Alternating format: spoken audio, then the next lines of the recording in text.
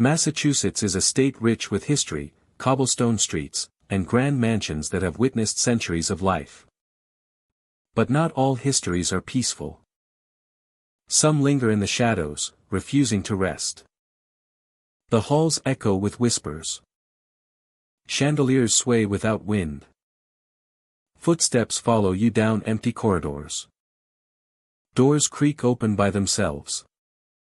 These are the stories of the restless, the forgotten, and the lost. Tonight, we explore 20 haunted mansions in Massachusetts. Prepare yourself. The walls have eyes, and the spirits are watching. Greetings, my friend. Thank you for joining me tonight as we step inside 20 of the most haunted mansions in Massachusetts. Some were homes to wealth and power. Some were witnesses to tragedy, betrayal, or sudden death. Some mansions are abandoned now, but the memories of their residents linger. Some ghosts are sorrowful, some are playful, and some are vengeful. Imagine standing in a grand hall. The air is thick with dust and something cold. A soft whisper drifts across the room. A shadow moves along the wall. You are not alone, yet no one is visible. Some hauntings are subtle. A fleeting shadow. A whisper in the night. Some hauntings are terrifying. Footsteps in empty rooms. Objects flying through the air. And sometimes, an apparition appears fully formed, staring at you before vanishing. Now I have a question for you. If you walked into an abandoned mansion and heard someone calling your name softly, would you investigate to see who it is? Or would you run as fast as you can? Comment your answer below. I want to know how brave you would be if the ghosts of Massachusetts called your name. The Hawthorne Estate stands silently at the edge of the town, its grand FAA section Ade weathered by time and shadowed by centuries of stories. By day, sunlight falls across the intricate architecture, casting gentle patterns on the worn stone and ivy-covered walls. The estate seems peaceful, almost inviting, but locals know that night changes everything. As darkness descends, the halls of the estate take on a different life. Shadows deepen in the corners, and the air grows heavy with a quiet stillness. It is said that a woman in a flowing white gown roams these halls after the sun has set. She moves with a grace that is both captivating and eerie, gliding silently across the floors, leaving no sound of footsteps behind. Visitors who enter the estate often feel a shift in temperature, a sudden chill that brushes against the skin as though an unseen presence has passed. Mirrors placed along the walls become portals to the unknown. Some have reported catching glimpses of the woman in white, reflected for a heartbeat before vanishing when approached. It is as if she exists just beyond the edge of reality, visible only when the observer is not expecting her. The interior of the estate adds to the haunting. Dusty chandeliers hang above long corridors. An ornate furniture sits silently as if waiting for someone who will never return. The scent of old wood and fading flowers lingers in the air, mingling with the faint, cold breath of the unseen visitor. Rooms that once held life now serve as stages for a presence caught between worlds. A lady bound to the estate, in search of something lost or unresolved. Those who have experienced her presence describe a sensation that is impossible to ignore. A soft rustle of fabric, a fleeting shadow in the corner of the eye, or the feeling of being watched can send shivers down the spine. Some claim to have followed the sound of movement through the halls, only to find empty rooms and still air. She is elusive, appearing suddenly and disappearing just as quickly, leaving those who witness her questioning what they have seen. The estate itself seems to respond to her presence. Curtains flutter without wind, and doors close gently behind invisible footsteps. At times, mirrors show more than just the reflection of the room. In their surfaces, the white gown appears, a figure standing with a solemn grace, looking directly at the viewer before dissolving into nothing. The experience is brief but unforgettable, leaving an impression that lingers long after leaving the estate. History suggests that the lady in white may be tied to a story of loss and longing. Tales passed down through generations speak of a young woman who once lived at the estate, whose life was cut short by tragedy. The estate, with its vast corridors and echoing chambers, provides a perfect stage for a presence caught between the past and the present. Visitors often report feelings of deep melancholy when encountering her. There is no threat in her appearance, only a haunting sadness that fills the room. The atmosphere grows dense and quiet, as if the house itself pauses to allow her to move freely. Those who linger too long feel the weight of her gaze, a silent acknowledgement that the lady is aware of their presence, yet remains untouchable and just out of reach. Mirrors seem to be the most revealing of her manifestations. In their reflections, she may appear at the end of a hallway, standing perfectly still, or gliding across a room, the white fabric of her gown catching the dim light. When approached, the reflection shimmers, distorting until it disappears completely. The estate becomes a living labyrinth of glimpses and shadows, where every reflective surface carries the possibility of an encounter. Many who have spent time at the estate describe an overwhelming sense of being part of something larger than themselves. It is a connection to the history of the house, the lives once lived within its walls, and the lingering presence of the lady in white. Even the most skeptical are often unsettled by their experience. Sounds that cannot be explained drift through the halls. Soft footsteps, a gentle sigh, the faintest movement of fabric. The house itself feels alive, breathing in rhythm with the presence that wanders its rooms. The lady in white does not threaten, but her sudden appearances remind all who enter that the estate is not entirely empty. As night deepens, the estate grows silent once more. Shadows retreat and the air cools. The memory of the lady lingers, a haunting reminder of a past that refuses to rest. Mirrors may reflect her form again, or perhaps only the faintest trace of movement in the corner of an eye. The house waits patiently, guarding its secrets and the presence that has become part of its very structure. To witness the lady in white at the Hawthorne estate is to glimpse a story of beauty and sorrow. A connection between the living and the lingering past. She moves with quiet purpose, appearing and vanishing in ways that challenge perception. Her presence is felt rather than fully understood, a reminder that some histories are best experienced through the shadows and echoes they leave behind. The estate, with its vast rooms and ancient corridors, remains a place of mystery. Visitors come seeking the thrill of the unknown, but leave with more than curiosity. They carry a sense of awe and quiet respect for a presence that transcends time. The lady in white continues to move through the halls, silent and elegant, a spectral guardian of memories that refuse to fade. Appearing in mirrors, disappearing into shadows, reminding all who witness her that some spirits are eternal. Blackwood Manor stands perched atop a quiet hill, its stone walls weathered by time and its windows reflecting the fading light of evening. Its stone walls weathered by time and its windows reflecting the fading light of evening. The estate exudes a sense of grandeur and elegance, but beneath the polished wood and ornate chandeliers lies a presence that few have truly understood. But beneath the polished wood and ornate chandeliers lies a presence that few have truly understood. Guests who stay beyond sunset often speak of a quiet observer, a tall figure in a dark suit moving silently through the hallways. A tall figure in a dark suit moving silently through the hallways. The phantom butler appears without warning, his movements precise and deliberate.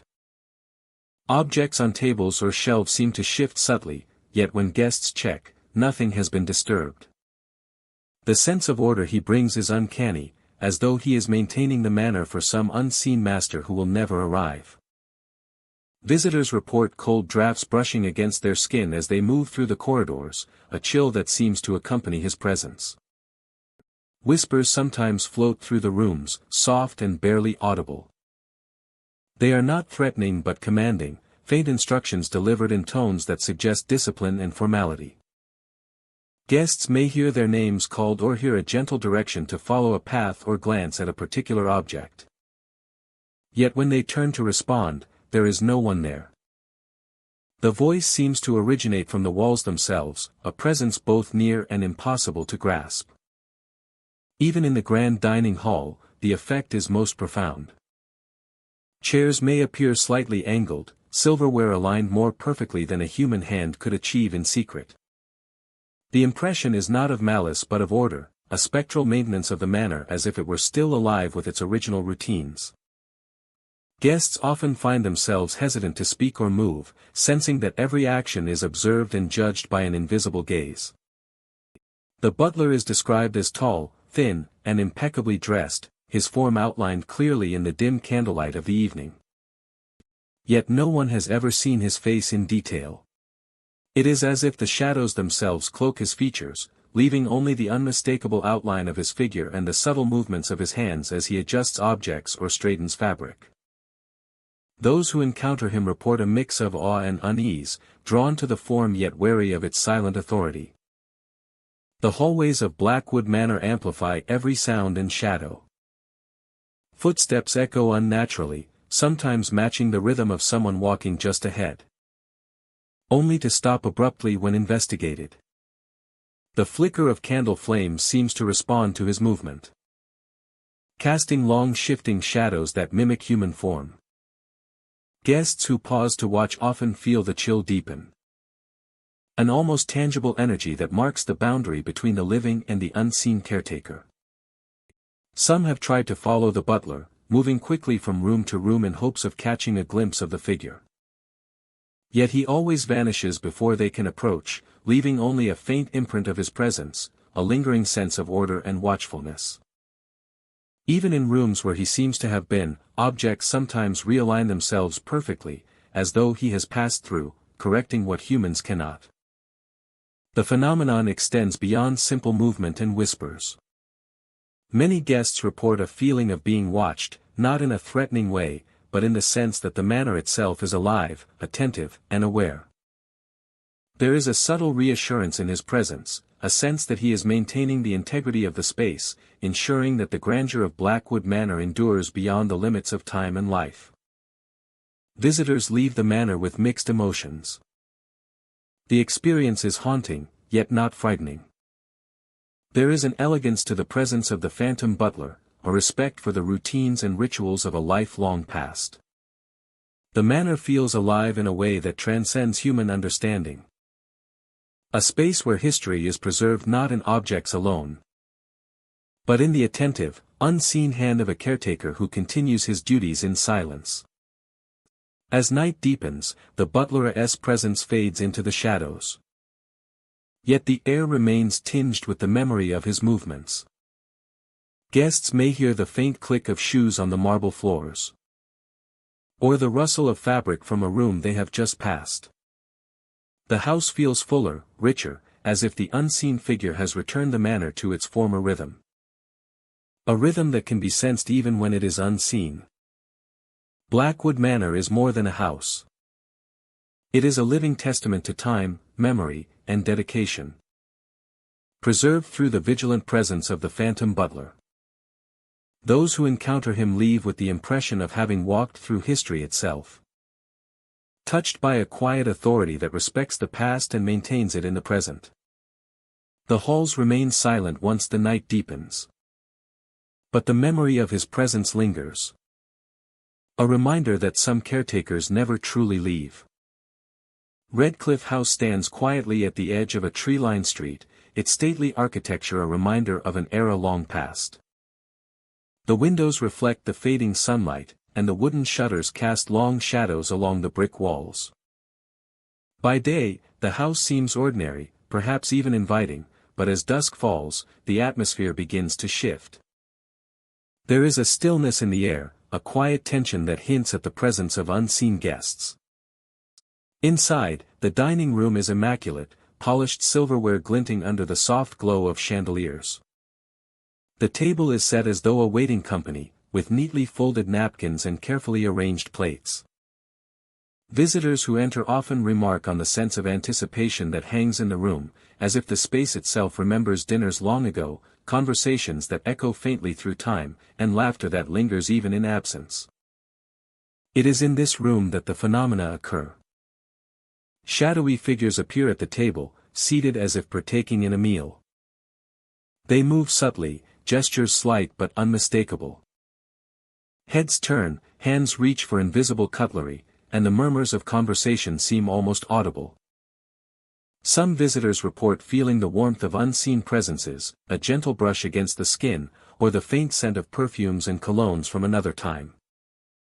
The most common experience involves the vanishing itself.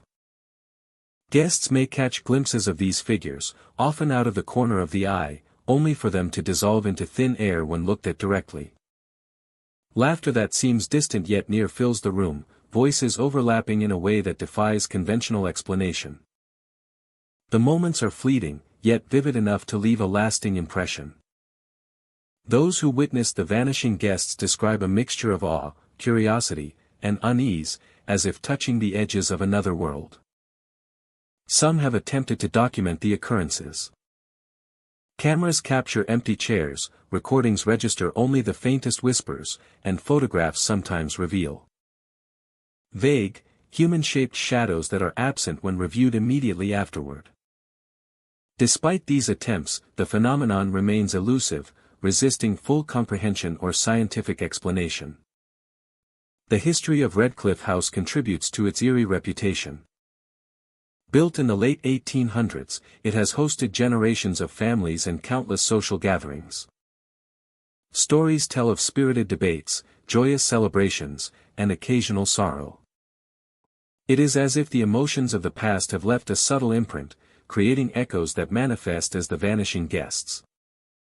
The experience of witnessing these figures is not limited to any one type of visitor.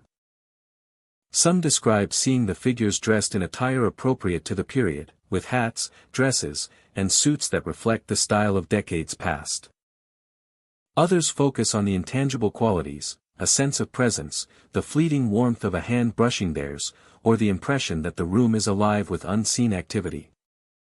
The vanishing is never violent or frightening in a traditional sense. There is no harm, no malevolence, only the mysterious appearance and disappearance of lifelike figures. It is as if the house itself is performing a ritual, replaying fragments of its history for those who happen to be present. The phenomena create a space where time feels fluid, where past and present converge in a quiet, spectral tableau. Visitors often find themselves drawn back to the dining room, compelled to watch for the figures, to listen for the echoes of laughter and conversation. Each encounter is unique, shaped by the observer's perspective, and yet consistent in its essential details, figures at the table, movements that mimic life, and the inevitable dissolution into thin air. The experience leaves a lingering impact. Many report a heightened awareness of the environment, a sensitivity to sounds and movements that might otherwise go unnoticed. Many report a heightened awareness of the environment, a sensitivity to sounds and movements that might otherwise go unnoticed. Some leave the house with a sense of wonder, carrying the memory of ghostly diners who exist both in reality and in imagination. Some leave the house with a sense of wonder, carrying the memory of ghostly diners who exist both in reality and in imagination. Others are left with questions, pondering the nature of time, memory, and the residual energies that may inhabit old spaces. Others are left with questions, pondering the nature of time, memory, and the residual energies that may inhabit old spaces. Redcliffe House endures as a site of fascination and mystery. Its walls, furniture, and carefully arranged dining room hold more than aesthetic value. They contain the imprints of countless moments, human presence frozen yet fluid, appearing and disappearing like shadows in a dream. Visitors who walk its halls are offered a rare glimpse of the intersection between history and the unexplained. A place where laughter, conversation, and presence linger beyond the bounds of the living. The vanishing guests of Redcliffe House remind all who witness them that some experiences defy conventional explanation. They are neither threatening nor malevolent, yet they are impossible to ignore. The dining room becomes a portal, a space where the past asserts itself. And where observers are invited to witness the delicate, transient echoes of lives once lived. The house continues to stand, silent yet alive, offering its spectral visitors and human observers alike a fleeting but unforgettable connection to another time. In the quiet moments after the figures vanish, the room seems empty once more, but a subtle tension remains. Chairs may be slightly askew, a faint impression of movement lingers in the air, and the mind continues to sense what the eyes no longer see. Redcliffe House keeps its secrets carefully, revealing only glimpses of the vanishing guests to those willing to watch, wait, and experience the lingering presence of history in motion. Elmwood Mansion stands at the edge of town, its silhouette dark against the evening sky. The windows are clouded with age, and the once grand exterior shows signs of wear. Yet the mansion holds an air of lingering elegance. Locals speak of its beauty and its history. Yet the stories that endure are not of wealth or celebration, but of sorrow and restless spirits. Upstairs, in the attic, a small figure is said to appear on quiet nights. The ghost of a little girl, pale and fragile, moves among the old furniture and forgotten trunks. Her tiny hands clutch a broken doll, its porcelain face cracked, matching the sorrow etched across her own features. The air grows cold in her presence, and the silence of the attic is pierced only by soft, muffled sobs that echo through the empty house. Visitors who have ventured into Elmwood Mansion describe the sensation of being watched. Shadows seem to shift along the walls, and the flicker of a candle or the movement of a curtain can startle the senses. Those brave enough to ascend to the attic often find the space suffused with an unsettling quiet, the atmosphere heavy with the weight of unseen presence. Then, the crying begins, quiet at first, barely audible, yet growing in intensity, drawing attention to the corner where the girl appears. The girl appears. The child's gaze is haunting. Her eyes, filled with a profound sadness, seem to search endlessly for someone or something. She does not speak, and yet her emotion is unmistakable. The broken doll she carries moves with her as she drifts across the room, never leaving a footprint, never disturbing the objects around her. She is both part of the mansion and apart from it, an echo of the past that refuses to fade. Some believe the little girl died tragically, her life cut short long before her time. Others suggest she is bound to the mansion by memories too painful to release. The stories vary, yet all agree that her presence is real, experienced by those who linger too long in the stillness of the house. The attic becomes a stage for her sorrow, and each glimpse of her reminds visitors that some grief endures beyond the boundaries of life. The mansion itself seems to respond to her presence. Floorboards creak where no one walks. And the air carries a chill that does not belong to the night outside. Doors, long unused, may open or close quietly. And objects that had been resting undisturbed may be found shifted by unseen hands. The subtle signs build a narrative of loneliness and longing. A story told in movements and murmurs rather than words. At times, the girl is seen moving toward the window, her figure framed by the pale light filtering through dusty panes.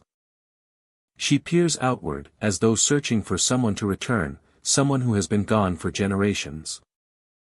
The broken doll remains in her grasp, a symbol of childhood interrupted, of innocence lost, and of grief that persists beyond the limits of mortal life.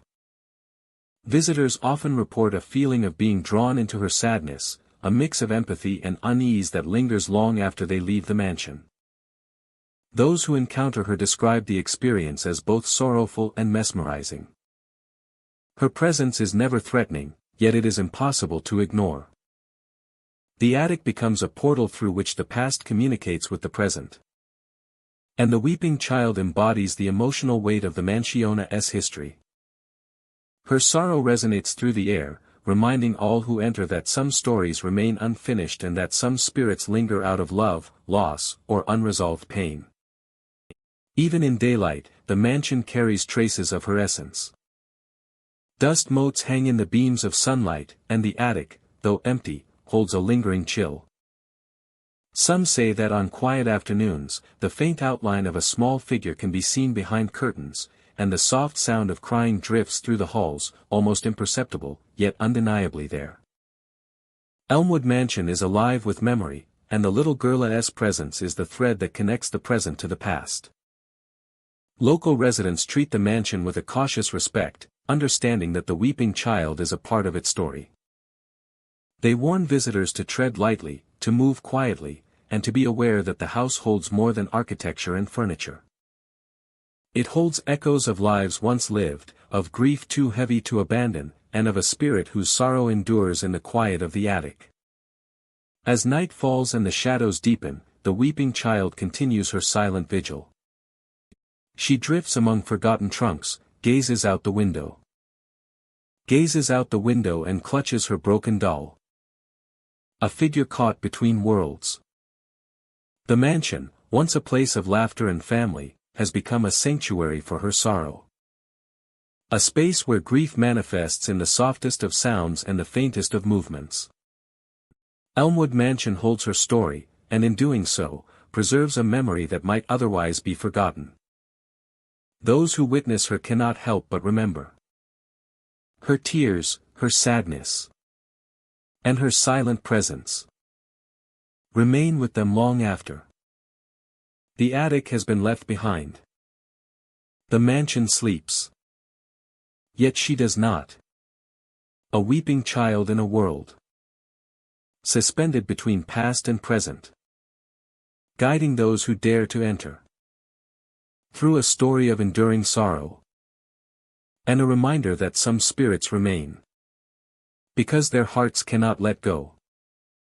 The Ashcroft estate rises silently against the night. Its stone walls darkened by decades of neglect and shadow. By day, it appears still and imposing, a relic of a time long past. Sunlight illuminates its tall windows and ivy-clad FAA sectionade, but it is the hours after dusk when the estate truly reveals its unsettling presence. Inside, the main hallway stretches endlessly, lined with worn wooden floors and faded wallpaper. The air feels heavier here, as though carrying the weight of memories that refuse to rest. Screams echo along the length of the hall, piercing and sudden, yet no one is ever seen to produce them. The sound seems to emanate from the walls themselves, resonating with a sharpness that makes the blood run cold. Those who brave the hallway alone often describe an immediate change in the atmosphere. The air turns icy, brushing against the skin as if invisible fingers are present. A faint shiver passes down the spine, and the sensation of being watched becomes almost tangible. Every creak of the floorboards or whisper of wind amplifies the feeling that the corridor is alive, reacting to the presence of anyone who dares to walk its length. The architecture of the estate only heightens the unease. Some slightly ajar, revealing darkened rooms that seem to breathe in rhythm with the corridor. Faint drafts creep from under the doors, carrying with them whispers that are just beyond comprehension. The estate is a labyrinth of sounds and shadows, a place where reality and the supernatural intersect. Visitors recount the sensation of being followed as they walk. Every step forward feels met with resistance, a chill pressing against their back. Some report sudden touches, a fleeting brush against the shoulder that leaves a cold sting. Others describe the unmistakable feeling of breath on the neck, though no one stands behind them. The corridor seems to respond to fear, amplifying every heartbeat, every sense of dread, until the estate itself feels alive with unseen activity. The screams are unpredictable. They may erupt suddenly, high and piercing, or roll softly like a distant cry carried on the wind. Attempts to locate the source are futile. Rooms are empty, doors locked or sealed. Yet the sound continues as if originating from the fabric of the house itself. Some believe these echoes are tied to the history of the estate. Remnants of anguish and despair left behind by those who once lived within its walls. The hallway stretches on, an endless passage that distorts perception. Shadows seem to move independently of light, stretching along the walls and occasionally forming shapes that vanish when looked at directly. The temperature fluctuates, warm one moment, icy the next, as though the corridor itself breathes. Those who linger too long report a feeling of being drawn deeper, as if the corridor wants them to remain, to become part of its haunting story. Footsteps that are not one's own can sometimes be heard alongside the visitor. They approach, matching pace, then fall silent when attention turns. Doors creak open and close without reason, and the faintest whispers seem to linger just out of earshot. The corridor plays with perception, creating moments where the mind struggles to distinguish between the real and the spectral. It is a place that challenges understanding, leaving a lasting impression on all who enter. Even those who attempt to remain composed are affected.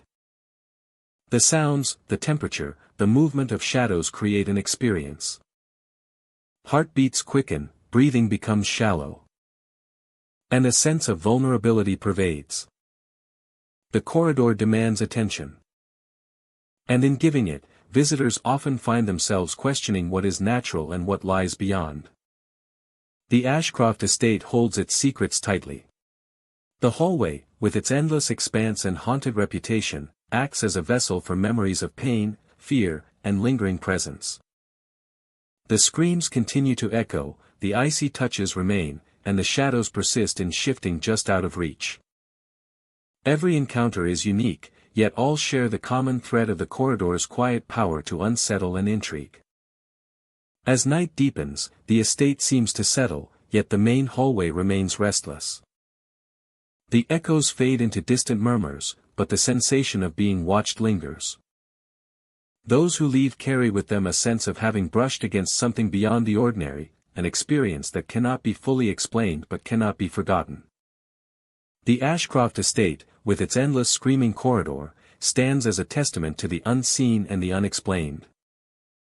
It invites curiosity, commands respect, and serves as a chilling reminder that some places hold echoes of the past that refuse to rest. The corridor waits patiently for the next visitor, ready to reveal its presence through sound, chill, and shadow, leaving an indelible mark on all who dare to walk its length. Winterbourne House rises above a quiet, mist-covered landscape, its stone walls worn by time and seasons. The gardens surrounding the estate are carefully tended, yet there is a presence that cannot be pruned or managed. Visitors speak of a solitary figure appearing among the flower beds and trimmed hedges, a soldier in an old military uniform, standing as though waiting for orders that will never come. The ghost is often first glimpsed in the early evening, when fog begins to settle over the lawn. His uniform is unmistakable, detailed with the insignia and decorations of an era long past.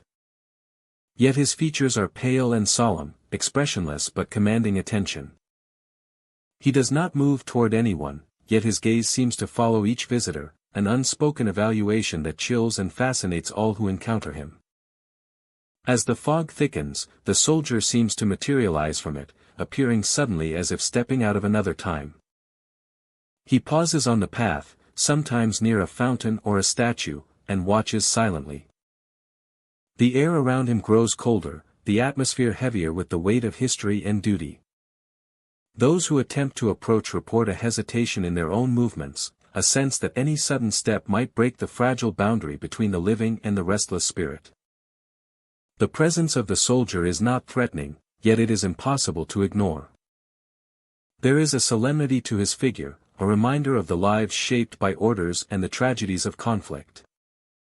Witnesses often describe the sensation of being observed, not with judgment but with quiet expectation, as if the soldier is still performing his duty even in death.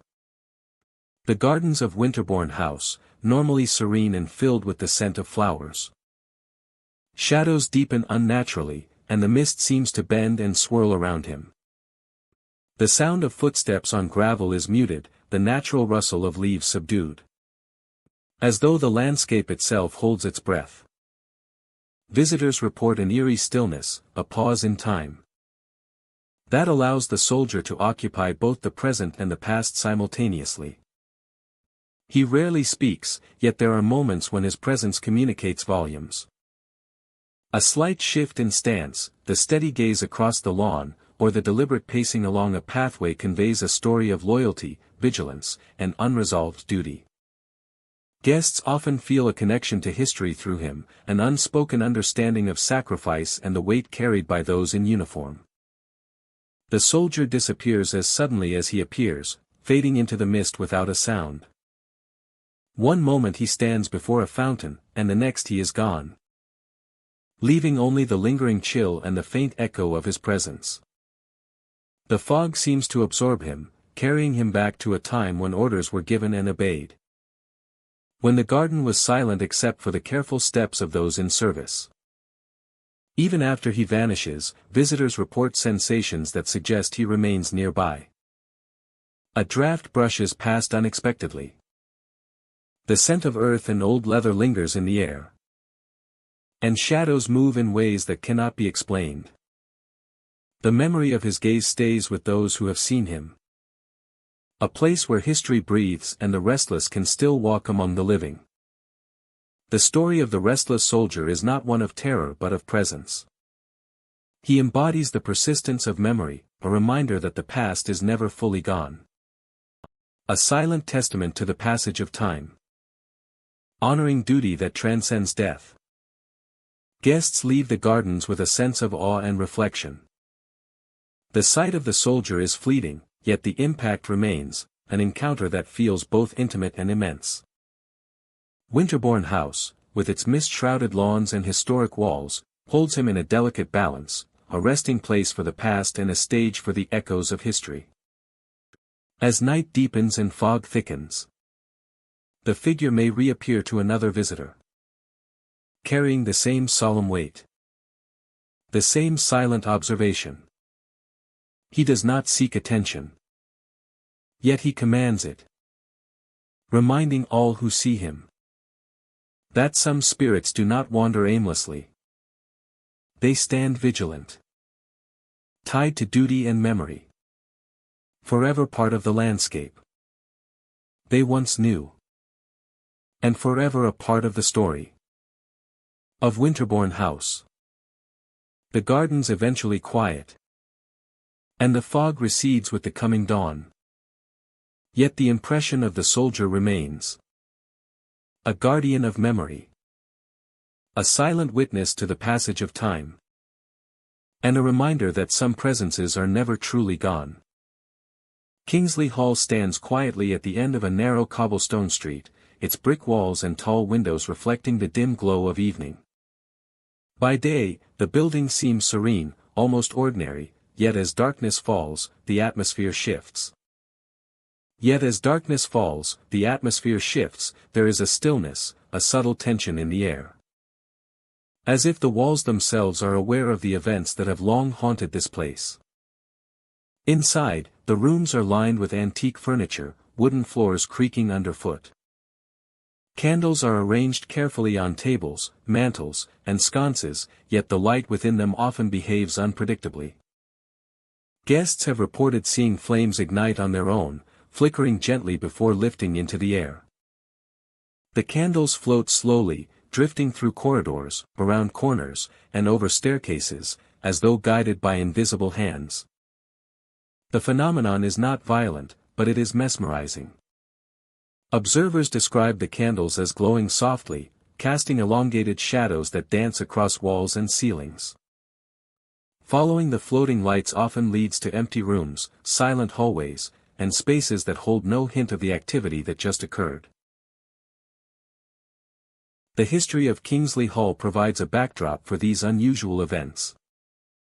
Built in the 1800s, the hall has hosted generations of families, social gatherings, and countless evenings illuminated by candlelight.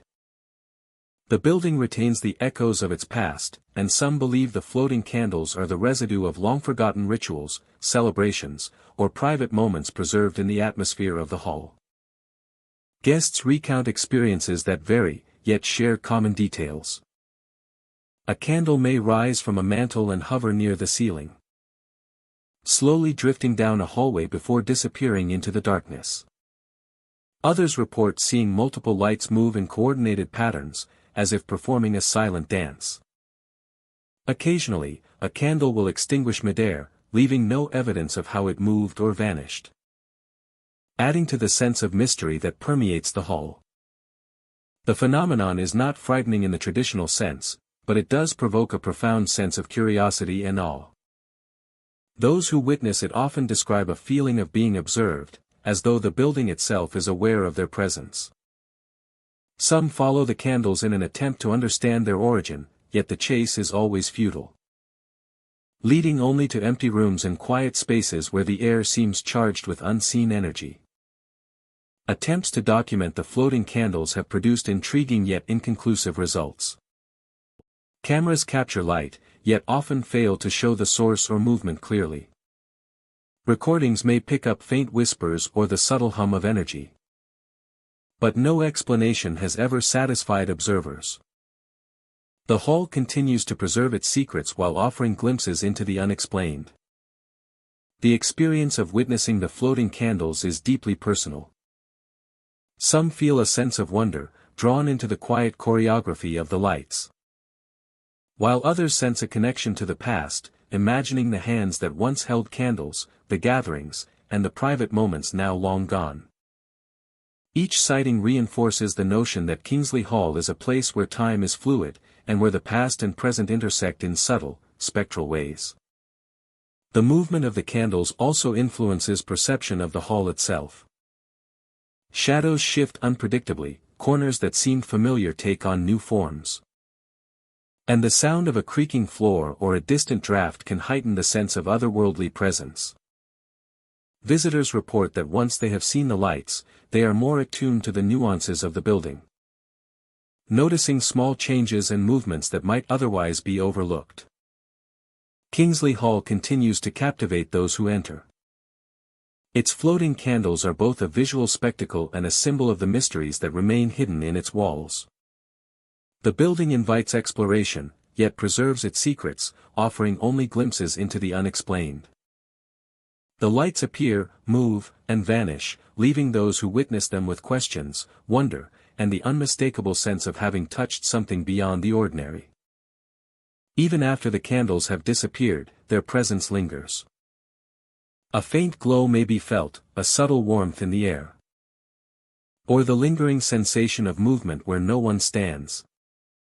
Guests leave with an impression of something alive within the hall. A quiet intelligence that guides the candles, orchestrates their movements, and ensures that Kingsley Hall remains a place of fascination and mystery. The floating candles of Kingsley Hall remind all who encounter them that some experiences defy explanation. They are gentle yet compelling, fleeting yet unforgettable, inviting observers to witness the intersection of history, mystery, and the unseen. In the silent moments between appearances, the hall seems to breathe, holding its secrets close while offering a rare window into the spectral echoes of the past. Kingsley Hall endures as a space where curiosity and wonder converge. The floating candles glide silently through the air, illuminating hallways, staircases, and rooms with soft, ethereal light. Those who follow them are drawn into an experience that is both beautiful and mysterious, a journey into the unseen world that exists alongside the tangible.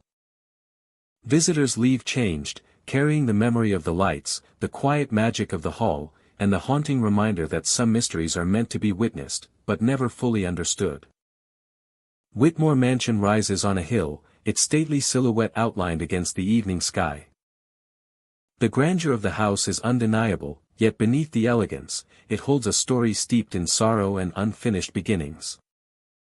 Locals speak of the mansion with hushed voices, recalling the tragedy of a bride who never left its halls alive. Inside, the ballroom stretches wide, its chandeliers once glittering with celebration now covered in a thin layer of dust. The polished floors reflect the dim light of the moon, casting long shadows that seem to move on their own. It is here, in this space of lost joy, that the bride is said to appear. She drifts across the room in her wedding dress, its fabric flowing as though stirred by an unseen breeze. The dress, once pristine, appears faintly stained, a ghostly echo of the tragedy that claimed her life. Her figure is delicate, almost ethereal, and she weeps silently as she wanders the floor. The sound is soft, carried lightly on the air, yet unmistakable to those who are near. Visitors report a sudden chill when entering the ballroom, the temperature dropping as if the atmosphere itself responds to her presence. The faint sound of sobbing seems to surround the room, moving with the ghostly bride as she drifts past tables set for a celebration that never came to be. Shadows stretch and shift, elongating along the walls and adding to the sense of otherworldly presence. Some say her eyes hold a haunting sadness, gazing toward the doors as if waiting for someone who will never arrive. Her movements are slow, purposeful, yet tinged with melancholy. The soft rustle of her dress echoes across the hall. And the air is heavy with the weight of unfulfilled dreams and interrupted happiness. Each step is a whisper of grief, a lingering memory of a day that should have been filled with joy but was instead marked by loss. The mansion seems alive in her presence. Doors may creak or open slightly.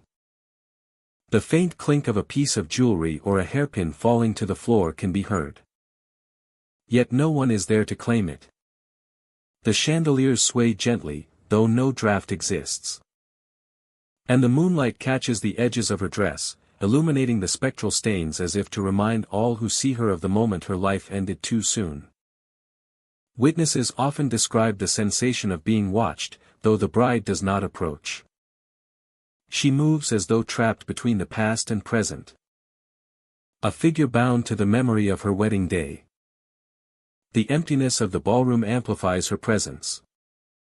And the echoes of her soft crying resonate long after she disappears from view. Those who linger feel a mix of sorrow and reverence. Understanding that her grief is profound, yet harmless. A spirit tied to love lost before it could fully flourish. At times, the bride pauses, her gaze lifting toward the balcony or the grand staircase, as if remembering moments before the tragedy struck.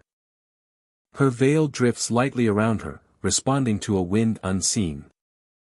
And the ghostly stains on her dress catch the eye, a spectral record of the sorrow she carries. She remains distant, almost untouchable, her presence felt more than seen. And yet the impression she leaves is unforgettable. The history of Whitmore Mansion is closely linked to her story. Guests recall that the bride died suddenly, and the house has never recovered from the shadow her death cast. Over the years, many have claimed to see her form, to hear her quiet weeping, and to feel the cold brush of her sadness on their own hearts. The mansiona's elegance masks the grief contained within, but those who have experienced her presence know the truth. The ballroom is not empty, it is a stage for the echo of a love and life interrupted. Even in the absence of the bride, the mansion carries her memory. Moonlight filters through tall windows, highlighting the empty chairs and tables set for a celebration that never came. The quiet is punctuated by faint creaks and whispers, as though the house itself remembers. And when night falls fully, and the mansion is cloaked in darkness, the bride's figure can return, drifting silently across the ballroom, her sobs barely audible, a reminder of the fleeting nature of happiness and the enduring weight of loss. Visitors who witness her describe a mix of awe and melancholy. She is not frightening, yet her presence is powerful. A spectral embodiment of a day frozen in time. Whitmore Mansion becomes more than a house. It becomes a vessel for memory and grief. A place where the past refuses to fade. Her weeping is a story told without words. A narrative of love, loss, and longing. That persists through generations. Drawing the curious and the sensitive into the silent depths. Of a tragedy that never fully ended. As dawn approaches and the first light seeps into the ballroom. The chandeliers cease their sway, the air warms slightly. And the mansion seems empty once more. Yet the memory of her presence lingers in the mind and heart of anyone who has seen her. Whitmore Mansion carries her story.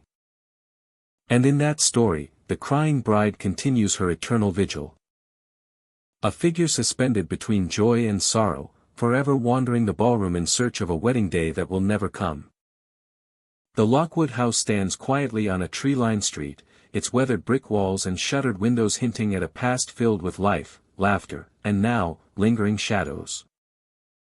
By day, the house appears still, a relic of a time long gone. It is in the night, however, that the house begins to reveal its most unusual and unsettling secret. Visitors and locals alike have reported hearing the soft, haunting strains of a piano drifting from the upper rooms. The melodies carry an unmistakable sadness, a sense of longing that resonates deep in the chest. The piano itself remains untouched, its keys moving as though guided by invisible fingers. The atmosphere inside the Lockwood house grows thick and heavy once the music begins. Shadows stretch along the walls, stretching and twisting as the room seems to breathe in rhythm with the notes. A faint chill accompanies the melodies, brushing against skin and hair, creating an immediate awareness of the supernatural.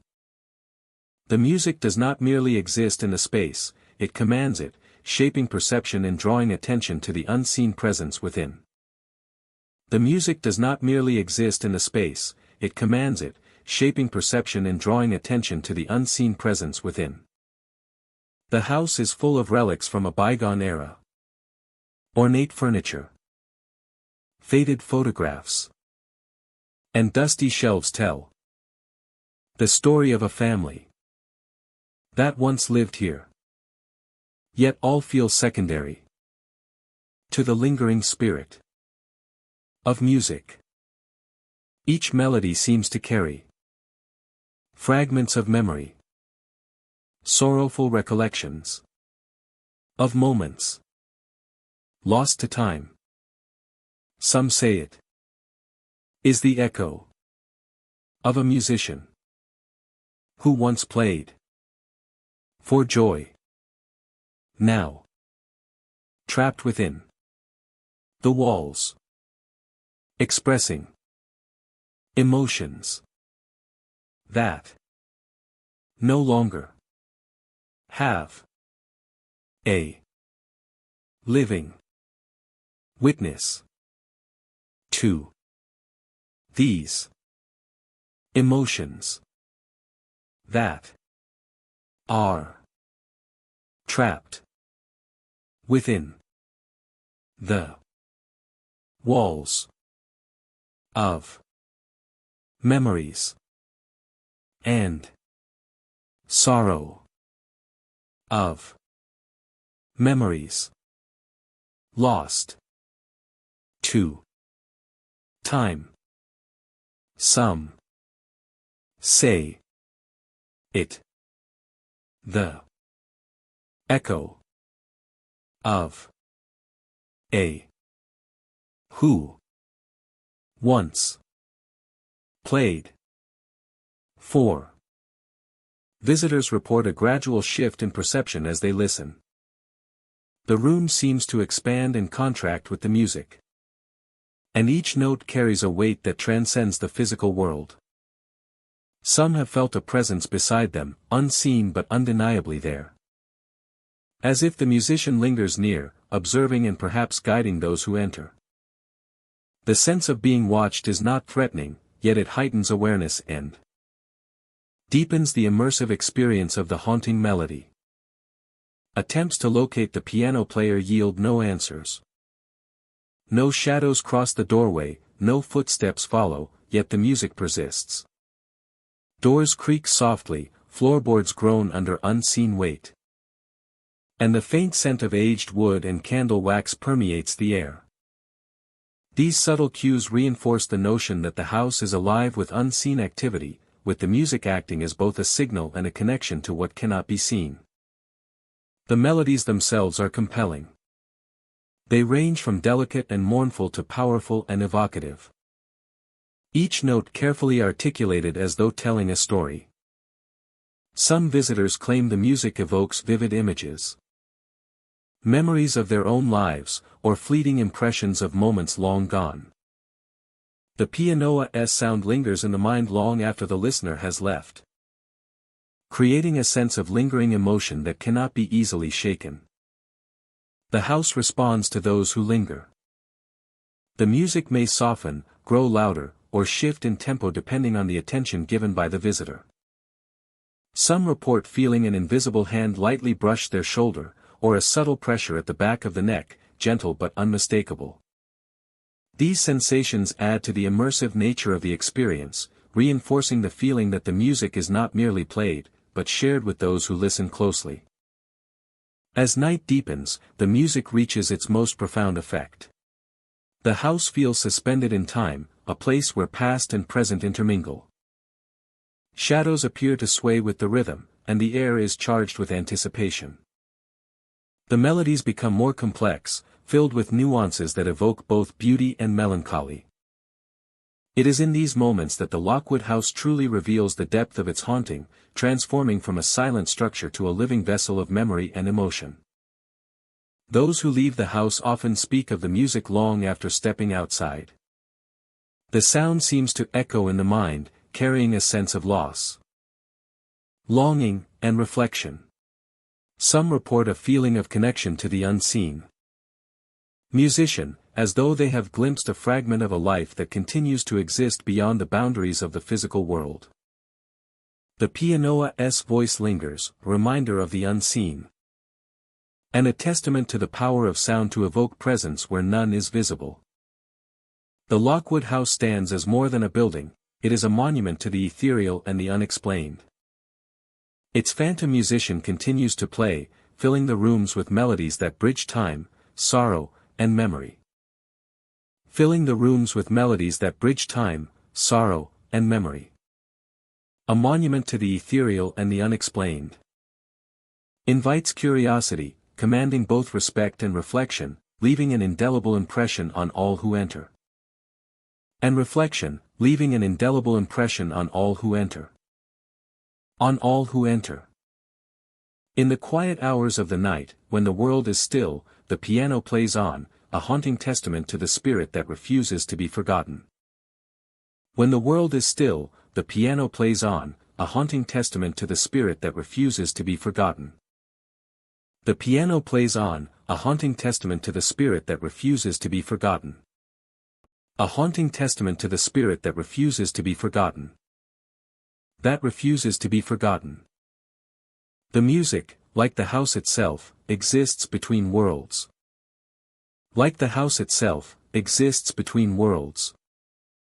A delicate thread connects the living with the echoes of the past. Like the house itself, exists between worlds. Like the house itself, exists between worlds. A delicate thread connects the living with the echoes of the past. Like the house itself, exists between worlds. The music, like the house itself, exists between worlds. Fairchild Estate stands as a testament to generations past, its walls lined with the stories of those who lived and learned within. The library, a grand hall filled with shelves reaching toward the high ceiling, is a place of knowledge and quiet reflection. Yet beneath the polished wood and the soft glow of lamps, there exists a presence that cannot be catalogued or contained. Visitors often speak of a shadow that moves among the bookshelves. It is not a presence that announces itself with sound or movement, yet it is undeniably there.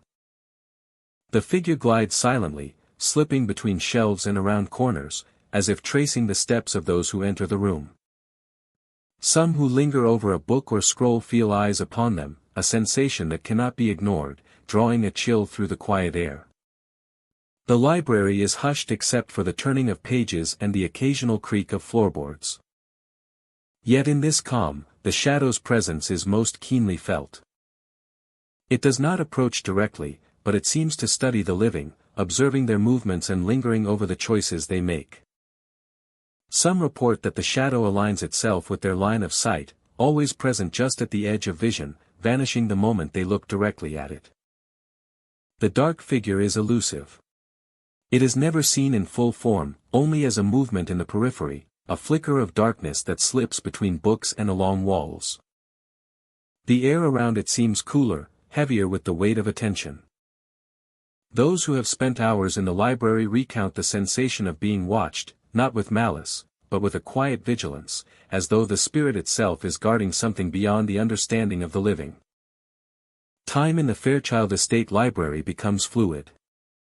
Shadows lengthen and bend, influenced not only by the flickering lamps but by the subtle movements of the dark figure.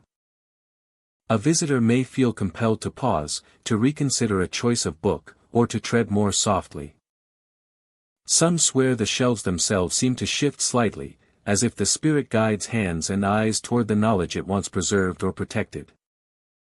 The origins of the shadow remain a mystery. Some suggest it is the spirit of a former librarian, bound to the estate by dedication to books and learning. Others believe it may be a guardian of secrets, preserving stories that are too fragile, too sacred to be left entirely to chance. Whatever its origin, the presence is consistent and undeniable, a silent companion for anyone who dares to linger too long among the rows of leather-bound volumes and ancient manuscripts. Visitors describe fleeting glimpses of the shadow in motion, slipping from one corner to another, always aware of their attention. Some say they feel a subtle pressure on their consciousness, an impression that the figure senses their curiosity and measures it. Others feel a whisper of expectation, as if the shadow is silently communicating the importance of what is read, watched, and remembered within these walls. Despite its silent and mysterious nature, the shadow does not frighten. There is a solemnity in its presence, a reminder of dedication, vigilance, and the continuity of history. The library, though quiet and still, seems alive with layers of time. And the shadow is the custodian of these layers, moving unseen yet deeply felt. Ensuring that the knowledge of the estate endures. Even when no one is present, the library holds an impression of life. Chairs may be slightly displaced, the faint scent of old pages lingers. And the subtle draft of air hints at movement where none should be. Those who have left the library speak of a lingering sensation. A quiet awareness that the shadow has observed them. And perhaps judged the care with which they approached the estate's treasures. The shadow of the Fairchild Estate Library reminds all who enter that some presences are not meant to frighten, but to preserve. It is a reminder that knowledge has guardians, that the past continues to inhabit the spaces we occupy, and that even in stillness, attention can be felt.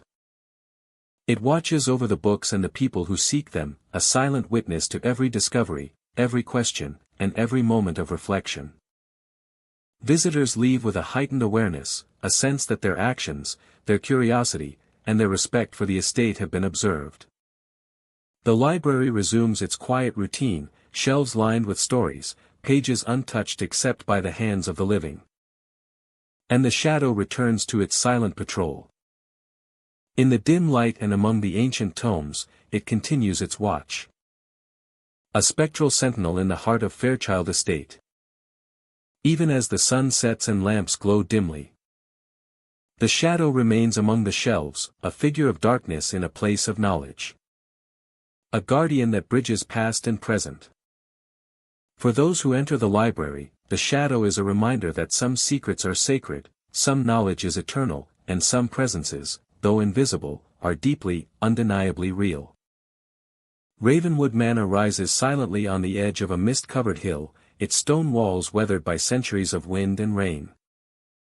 The estate has long been known for its grandeur, yet visitors speak most of the whispers, shadows, and movements that occur long after the sunlight fades. As the evening settles in, a strange hush envelopes the manor, and the air seems heavier, carrying the faint scent of polished wood and aged stone. Inside, the halls stretch wide, lined with portraits of stern-faced ancestors who seem to follow every step with unseen eyes. The kitchens, once bustling with activity, are now dark and still. Yet those who linger report the sensation of life unseen. Figures in period attire are the most startling. Guests describe seeing maids and footmen in traditional uniforms, moving swiftly through hallways, attending to tasks that vanish before they can be fully observed. A maid may appear to sweep the floor, only to vanish in the blink of an eye, leaving behind no footprints, no echo of her movement. The sense of presence is tangible, yet intangible, leaving visitors with the eerie impression of being watched and attended to simultaneously. The kitchen seems particularly active. Pots and pans shift on their own, knives rest at angles suggesting recent use. And the scent of fresh bread occasionally wafts through the air, though the ovens remain cold. Observers often hear the faint sound of chatter, a soft murmur of voices discussing menus or instructions. But when they turn, the room is empty. It is a place where the line between past and present blurs, and the actions of long-departed servants seem to play on an invisible stage. The history of Ravenwood Manor lends weight to these phenomena. Built in the 1700s, the manor was a center of domestic precision, with a staff of dozens tending to its residents.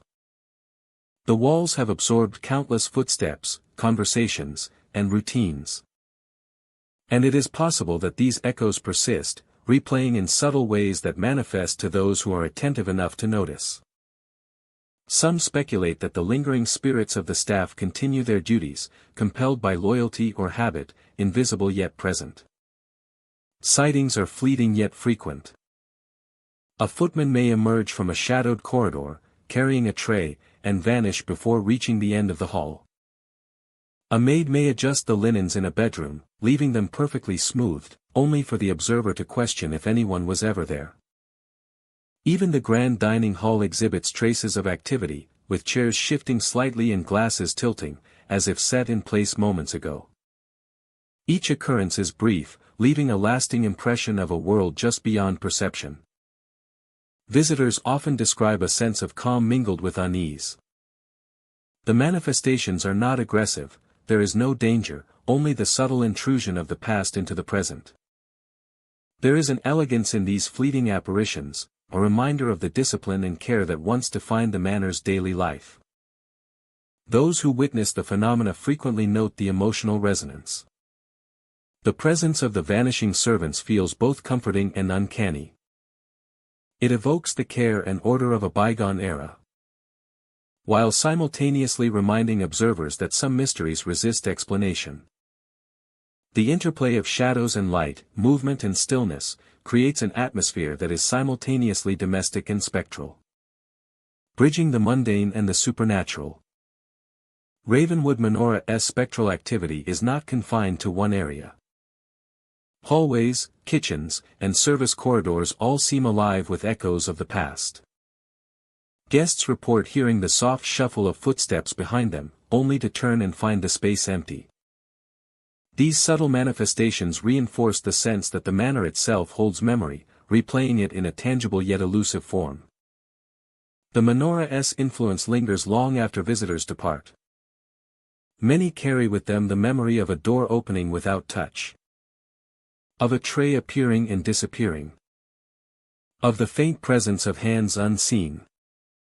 The vanishing servants of Ravenwood Manor are a reminder of the intersection of history, routine, and the unexplained. They embody the persistence of past lives, the echo of service, and the subtle assertion that some actions cannot be fully erased. In the stillness of the manor, the ordinary and the extraordinary coexist. The ordinary and the extraordinary coexist. The ordinary and the extraordinary coexist. The ordinary and the extraordinary coexist. The ordinary and the extraordinary coexist. The ordinary and the extraordinary coexist. Ravenwood Manor endures as both a home and a witness. Its vanishing servants move quietly through halls and kitchens, performing tasks for unseen masters, guiding, tending, and maintaining the life that once filled the estate. Each fleeting glimpse, each subtle movement, is a testament to the persistence of memory, the delicate balance between the living and the spectral, and the enduring mystery of a place where the past refuses to remain entirely hidden. Halloway Mansion stands isolated on the edge of the hill, its towering silhouette framed against the night sky. The air around the mansion is heavy with the scent of damp wood and fading memories.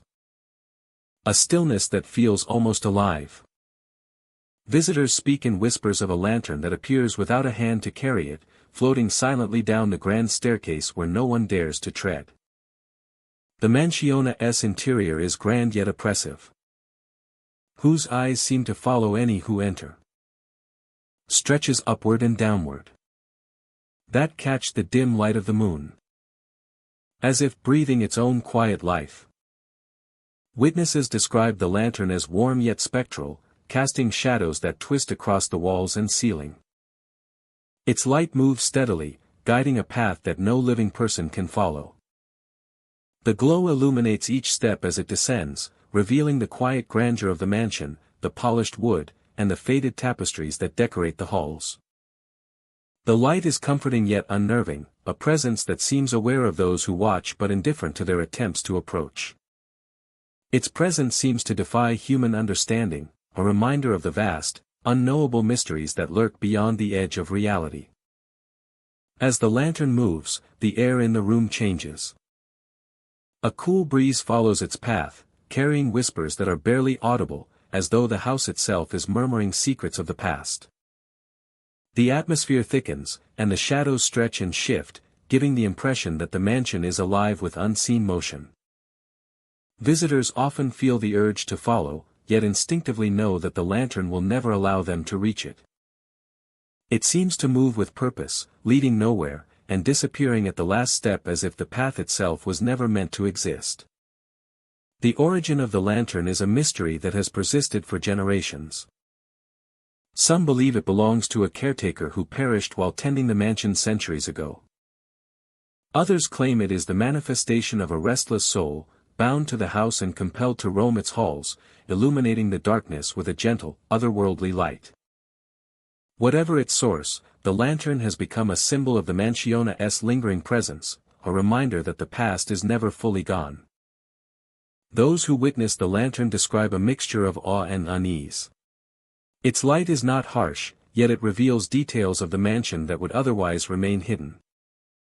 The carvings in the banister appear more intricate, the dust on the floor becomes visible in the glow, and the faded paintings seem almost alive, their colors deepened by the spectral illumination. Every observer feels a connection to the past, as though the lantern is both a guide and a guardian, showing the history of the mansion one step at a time. The staircase itself seems to respond to the lantern. Each tread creaks softly under its invisible weight, and the walls seem to lean slightly inward, focusing attention on the glowing orb. Time appears to stretch in these moments, the mansion holding its breath while the lantern moves. Those present report a sensation of suspended reality, a brief escape from the world outside, as if the house exists in a place apart, governed by rules only the lantern understands. Attempts to follow the lantern are often futile. No matter how quickly someone descends the steps, the lantern maintains its distance, always one step ahead. The final step seems to be its limit. There, the glow fades into nothing, leaving the staircase empty, yet the memory of its passage lingers. A faint warmth remains in the air, a whisper of light that cannot be captured or held. The mansion returns to silence, yet the sense of the lanterna's presence never fully dissipates. Over the years, the story of the lantern has drawn curious visitors, investigators, and the occasional skeptic. All who have seen it describe a shared understanding: the lantern is not malevolent. But it is a reminder that the mansion holds on to its history in ways that transcend the ordinary. The glowing light embodies the persistence of memory, of lives once lived within these walls. And of a house that refuses to let go of the past. Even when the mansion is empty, the lantern is remembered. Its glow is imagined by those who have not seen it, creating a legend that continues to grow. The staircase remains, polished and silent, awaiting the return of the spectral light. Those who walk its steps at night may feel a chill, a fleeting warmth, or the faint impression of a presence that is neither fully here nor gone. Holloway Mansion, with its lantern that lights a path no one can follow, stands as a monument to mystery and memory. The glow that descends the staircase is a silent witness to the passage of time. A ghostly hand guiding visitors through the echoes of history. And though the lantern vanishes at the last step, its story endures, a testament to the mansione's haunting beauty. And the enduring presence of a light that will never be caught, only remembered. Blackthorn Hall rises on the edge of the forest, its stone walls weathered by centuries and shadowed by the weight of history. By day, the estate is a quiet monument to a past filled with elegance and formality. Its courtyards, trimmed gardens, and grand FAA section Ade hint at lives once lived with refinement and ceremony. Yet as evening descends, the hall begins to shift from a relic of the past into a stage for a haunting that defies explanation. Visitors to the estate recount seeing a solitary figure in 18th-century attire moving through the courtyard. The man appears poised, confident, his posture perfect for someone skilled in the art of combat. He carries a sword, its blade catching the moonlight, and begins a duel that has no visible opponent. The clashing of metal echoes through the empty space, sharp and precise, resonating against the stone walls of the hall. The shadows move with him, forming shapes that mimic the motions of a rival duelist.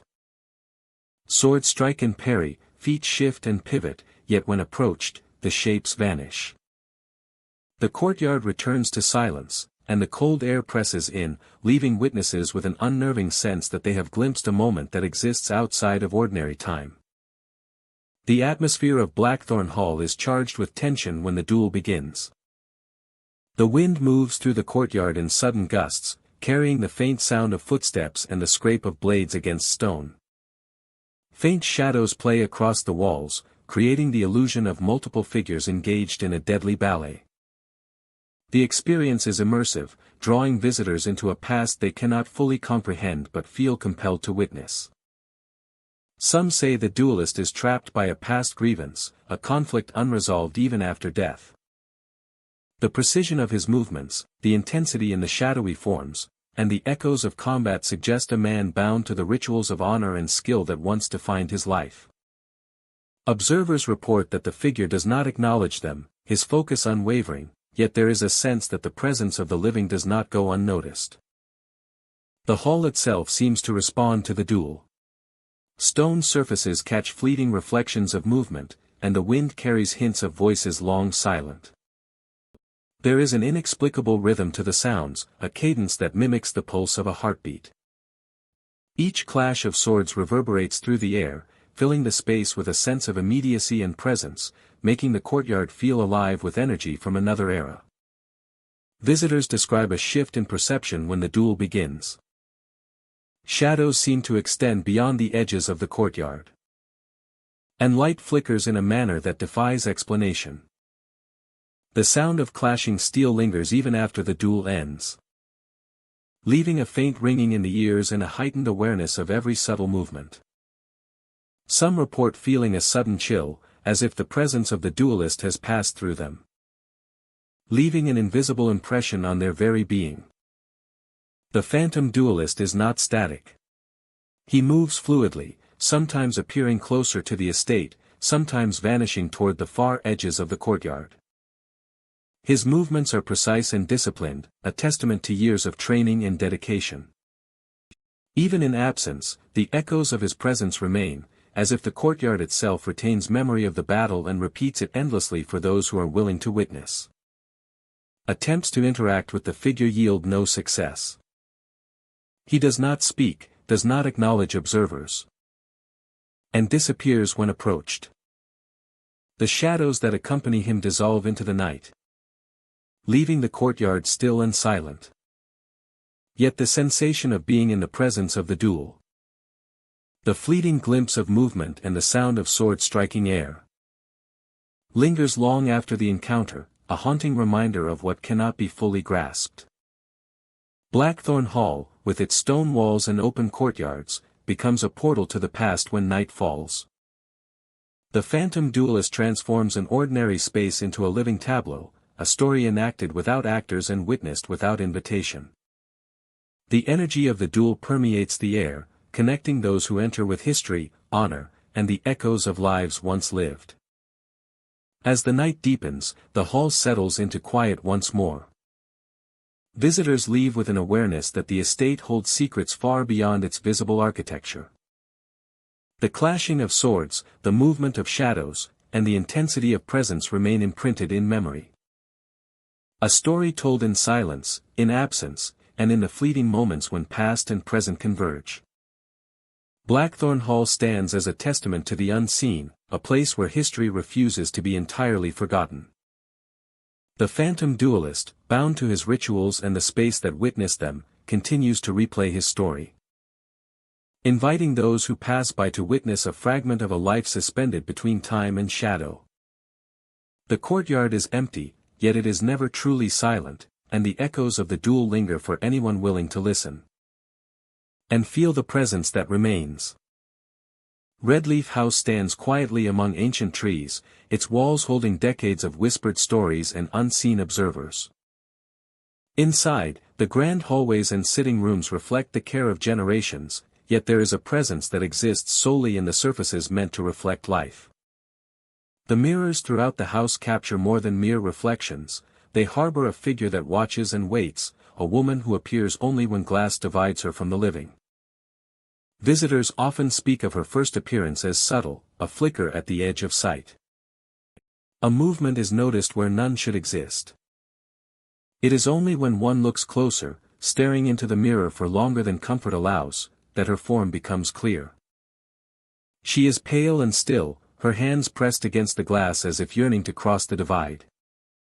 Her eyes focused with an intensity that unsettles the living. The mirror woman does not speak, yet her presence communicates volumes. Those who linger too long report feeling an icy pressure at their back. A sudden awareness that she is not contained by the reflection alone. Her hands, delicate and translucent, leave no mark. Yet the sensation of reaching across the mirror can be felt by those who dare to meet her stare. The house itself seems to respond to her presence. Reflections shimmer and distort in corners of rooms, catching shapes that vanish when approached. Light glances differently off the glass, shadows fall in unusual ways, and a stillness pervades that makes even the faintest movement in the house seem magnified. There is an expectation in the air, a tension that draws the living to pause and consider the reflection more carefully, wondering if they are truly alone. Those who have spent time in Redleaf House describe a rhythm to her appearances.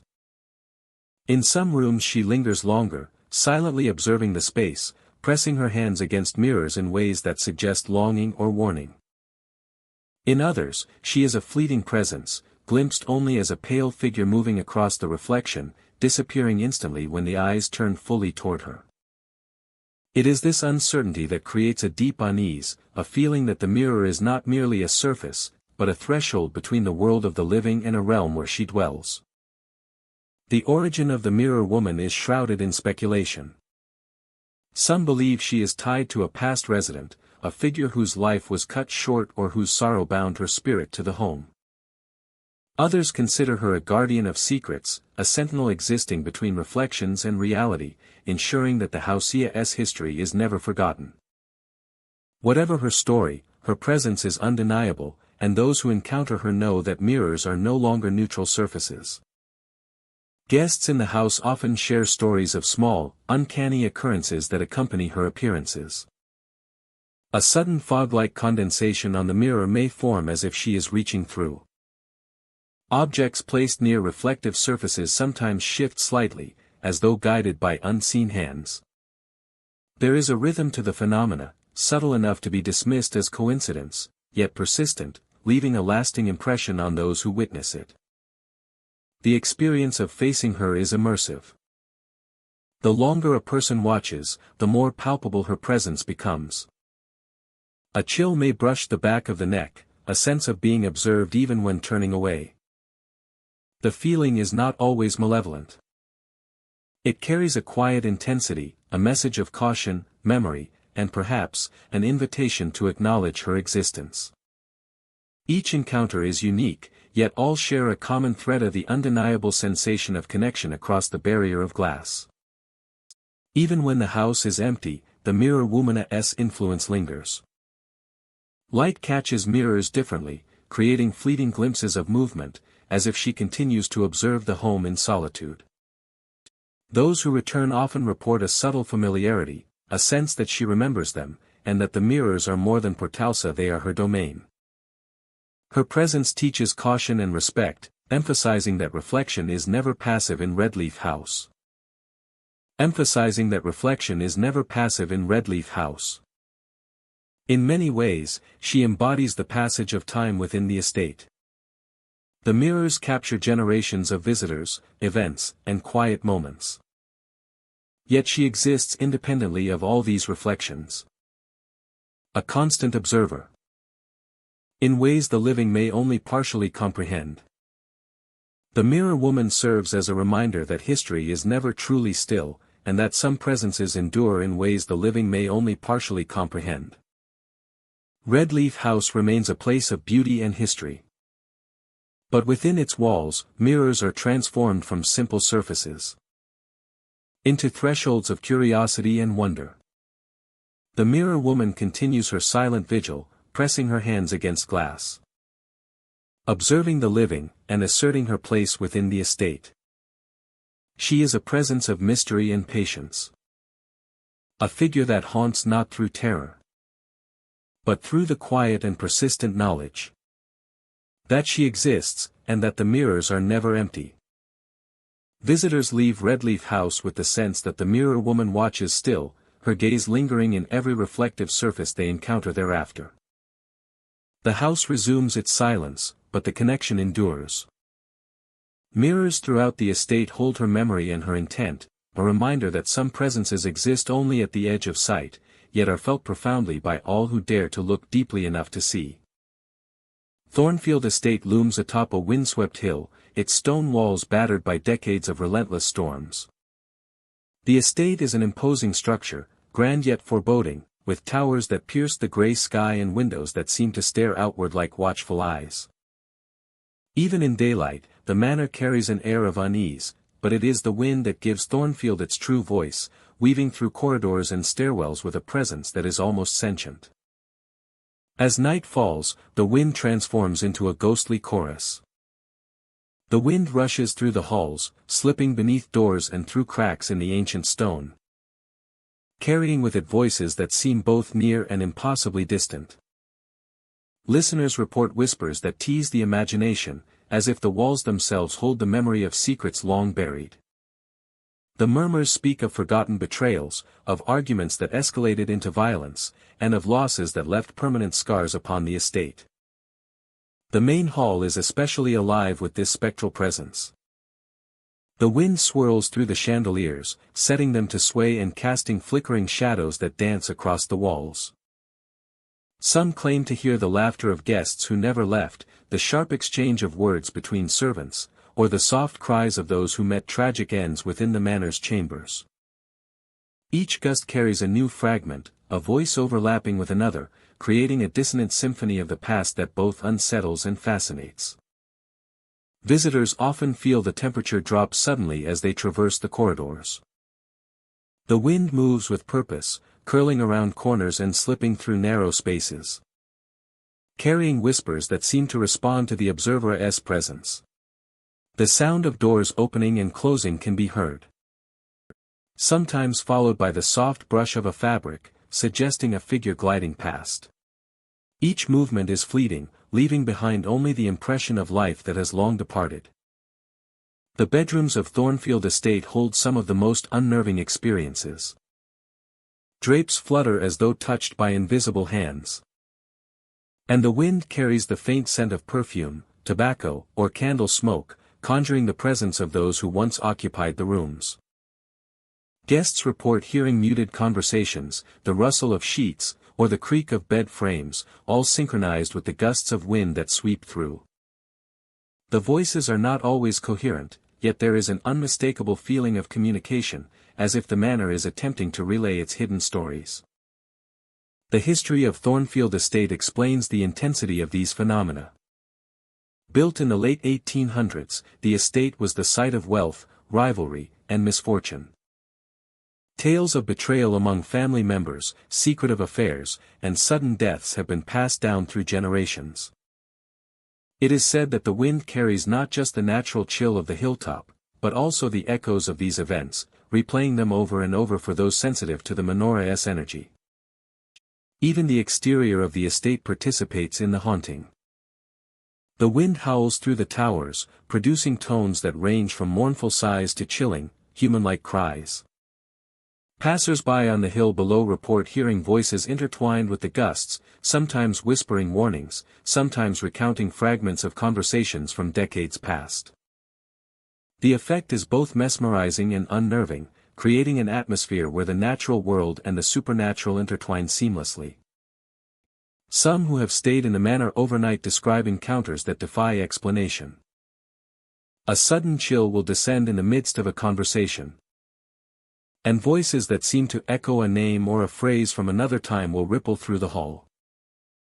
Footsteps follow them at irregular intervals, stopping when they stop, resuming when they move.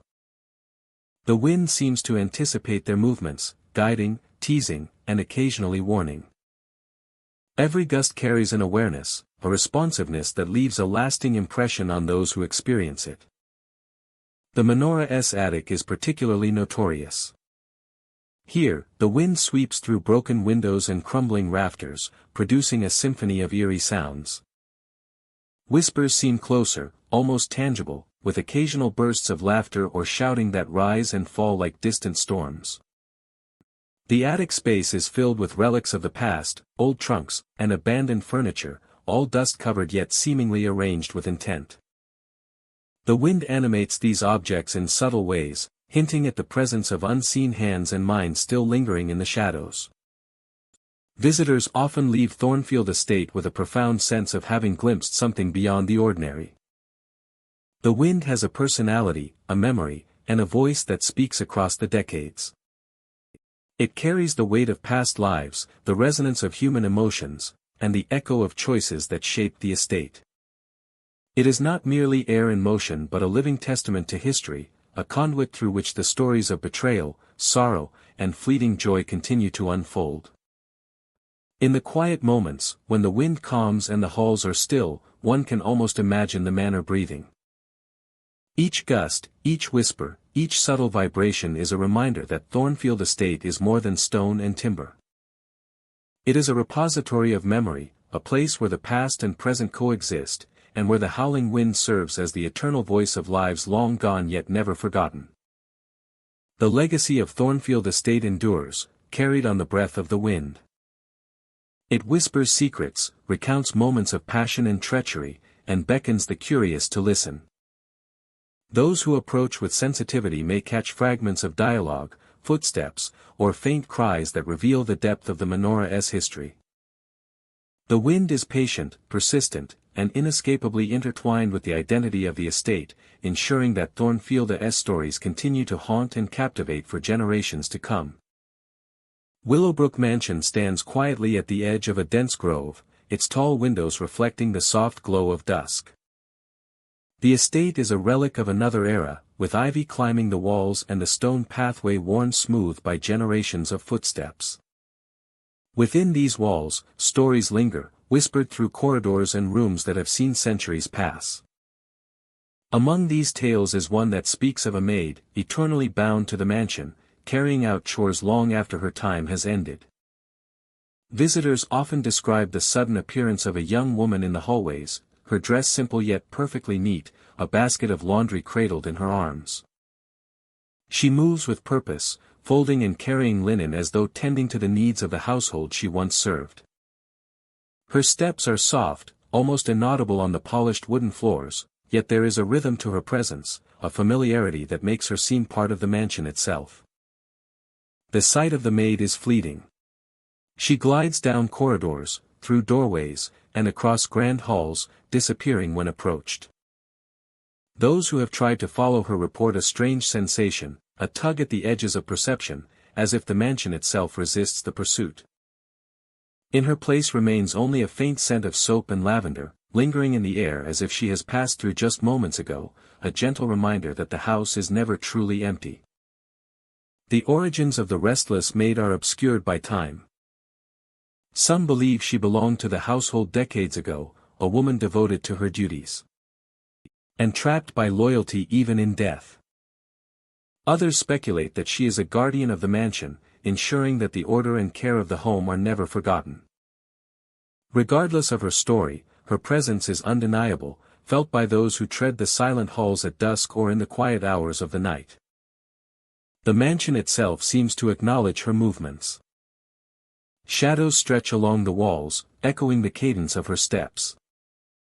Light from tall windows falls across the hall, catching the edge of her dress, illuminating the laundry basket as she passes. Every room she enters seems to hold its breath, the air tinged with the scent of freshly laundered cloth and faint floral notes, creating an atmosphere that is comforting yet tinged with unease. Witnesses describe the maid as graceful, her expression calm yet distant, as though she moves through the house with purpose but without awareness of the living. Her expression calm yet distant, as though she moves through the house with purpose but without awareness of the living. As though she moves through the house with purpose but without awareness of the living. But without awareness of the living. The laundry she carries is always immaculate, neatly folded and perfectly balanced, a silent testament to her devotion. Neatly folded and perfectly balanced, a silent testament to her devotion. A silent testament to her devotion. Her appearances are unpredictable, yet consistent enough that those who explore the mansion at night anticipate her arrival, a moment suspended between the present and a past that refuses to be forgotten. Yet consistent enough that those who explore the mansion at night anticipate her arrival, a moment suspended between the present and a past that refuses to be forgotten. Those who explore the mansion at night anticipate her arrival, a moment suspended between the present and a past that refuses to be forgotten. Anticipate her arrival, a moment suspended between the present and a past that refuses to be forgotten. A moment suspended between the present and a past that refuses to be forgotten. That refuses to be forgotten. The maid is a silent guardian of the mansion's darkest secrets. A testament to her devotion. Her presence is a whispered rumor that spreads fear and uncertainty. Her existence is a mystery that refuses to be solved. The maid is an enigma whose secrets will never be revealed. The maid's story is a legend that will never be told. The maid is a guardian of the mansion's darkest secrets. The maid's existence is a mystery that will never be solved. The maid is a silent guardian of the mansion's secrets. The maid's story is a legend that will never be told. The maid is a guardian of the mansion's darkest secrets. The maid's existence is a mystery that will never be solved. The maid is a silent guardian of the mansion's secrets. The maid's story is a legend that will never be told. The maid is a guardian of the mansion's darkest secrets. The maid's existence is a mystery that will never be solved. The maid is a silent guardian of the mansion's secrets. The maid's story is a legend that will never be told. The maid is a guardian of the mansion's darkest secrets. The maid's existence is a mystery that will never be solved. Witnesses describe the maid as graceful, her expression calm yet distant, as though she moves through the house with purpose but without awareness of the living. Her expression calm yet distant, as though she moves through the house with purpose but without awareness of the living. As though she moves through the house with purpose but without awareness of the living. But without awareness of the living. The laundry she carries is always immaculate, neatly folded and perfectly balanced, a silent testament to her devotion. Neatly folded and perfectly balanced, a silent testament to her devotion. A silent testament to her devotion. Her appearances are unpredictable, yet consistent enough that those who explore the mansion at night anticipate her arrival, a moment suspended between the present and a past that refuses to be forgotten. Yet consistent enough that those who explore the mansion at night anticipate her arrival, a moment suspended between the present and a past that refuses to be forgotten. Those who explore the mansion at night anticipate her arrival, a moment suspended between the present and a past that refuses to be forgotten. Anticipate her arrival, a moment suspended between the present and a past that refuses to be forgotten. The mansion's history adds to the mystery. Built in a time of elegance and strict routines, Willowbrook was a place where servants and family alike moved within defined roles. The maid's spectral presence seems to reflect this order, her movements a continuation of a life once lived in service. As the years have passed, the story of her wandering has become part of the mansion's identity, whispered among visitors and shared in cautious tones by caretakers. Those who have followed the faint scent of soap and lavender often find themselves at the end of a hallway. The laundry basket gone, the maid vanished without a trace. There is a sense of both longing and peace in these encounters. A quiet connection to a life that existed long ago. The mansion, for all its grandeur, feels smaller in these moments. Intimate, as if revealing a secret only to those willing to notice. Despite her elusiveness, the maid has left her mark on Willowbrook Mansion. The air carries the faint fragrance of her presence, and the rooms seem to hold a subtle warmth. A reflection of the care she once provided. But in the lingering presence of those who lived within them. Over the years, the restless maid has become a symbol of Willowbrook itself. The mansion, with its echoing halls and fading light, stands as a witness to her eternal diligence. A place where the past is never truly gone. To walk the halls of Willowbrook at night is to sense her presence, to feel the subtle tug of history and the lingering perfume of soap and lavender. She is a quiet companion, a guardian of routines that no longer exist, and yet her purpose continues. Every visitor who experiences the fleeting glimpse of the maid carries with them the impression of a life intertwined with the mansion, a reminder that some spirits do not rest simply because the world has moved on. Willowbrook Mansion and its restless maid endure as a testament to devotion and memory, a haunting that is gentle yet insistent. The corridors are never empty, the halls never silent, for the maid's presence moves with the rhythm of the past, shaping the present with every step.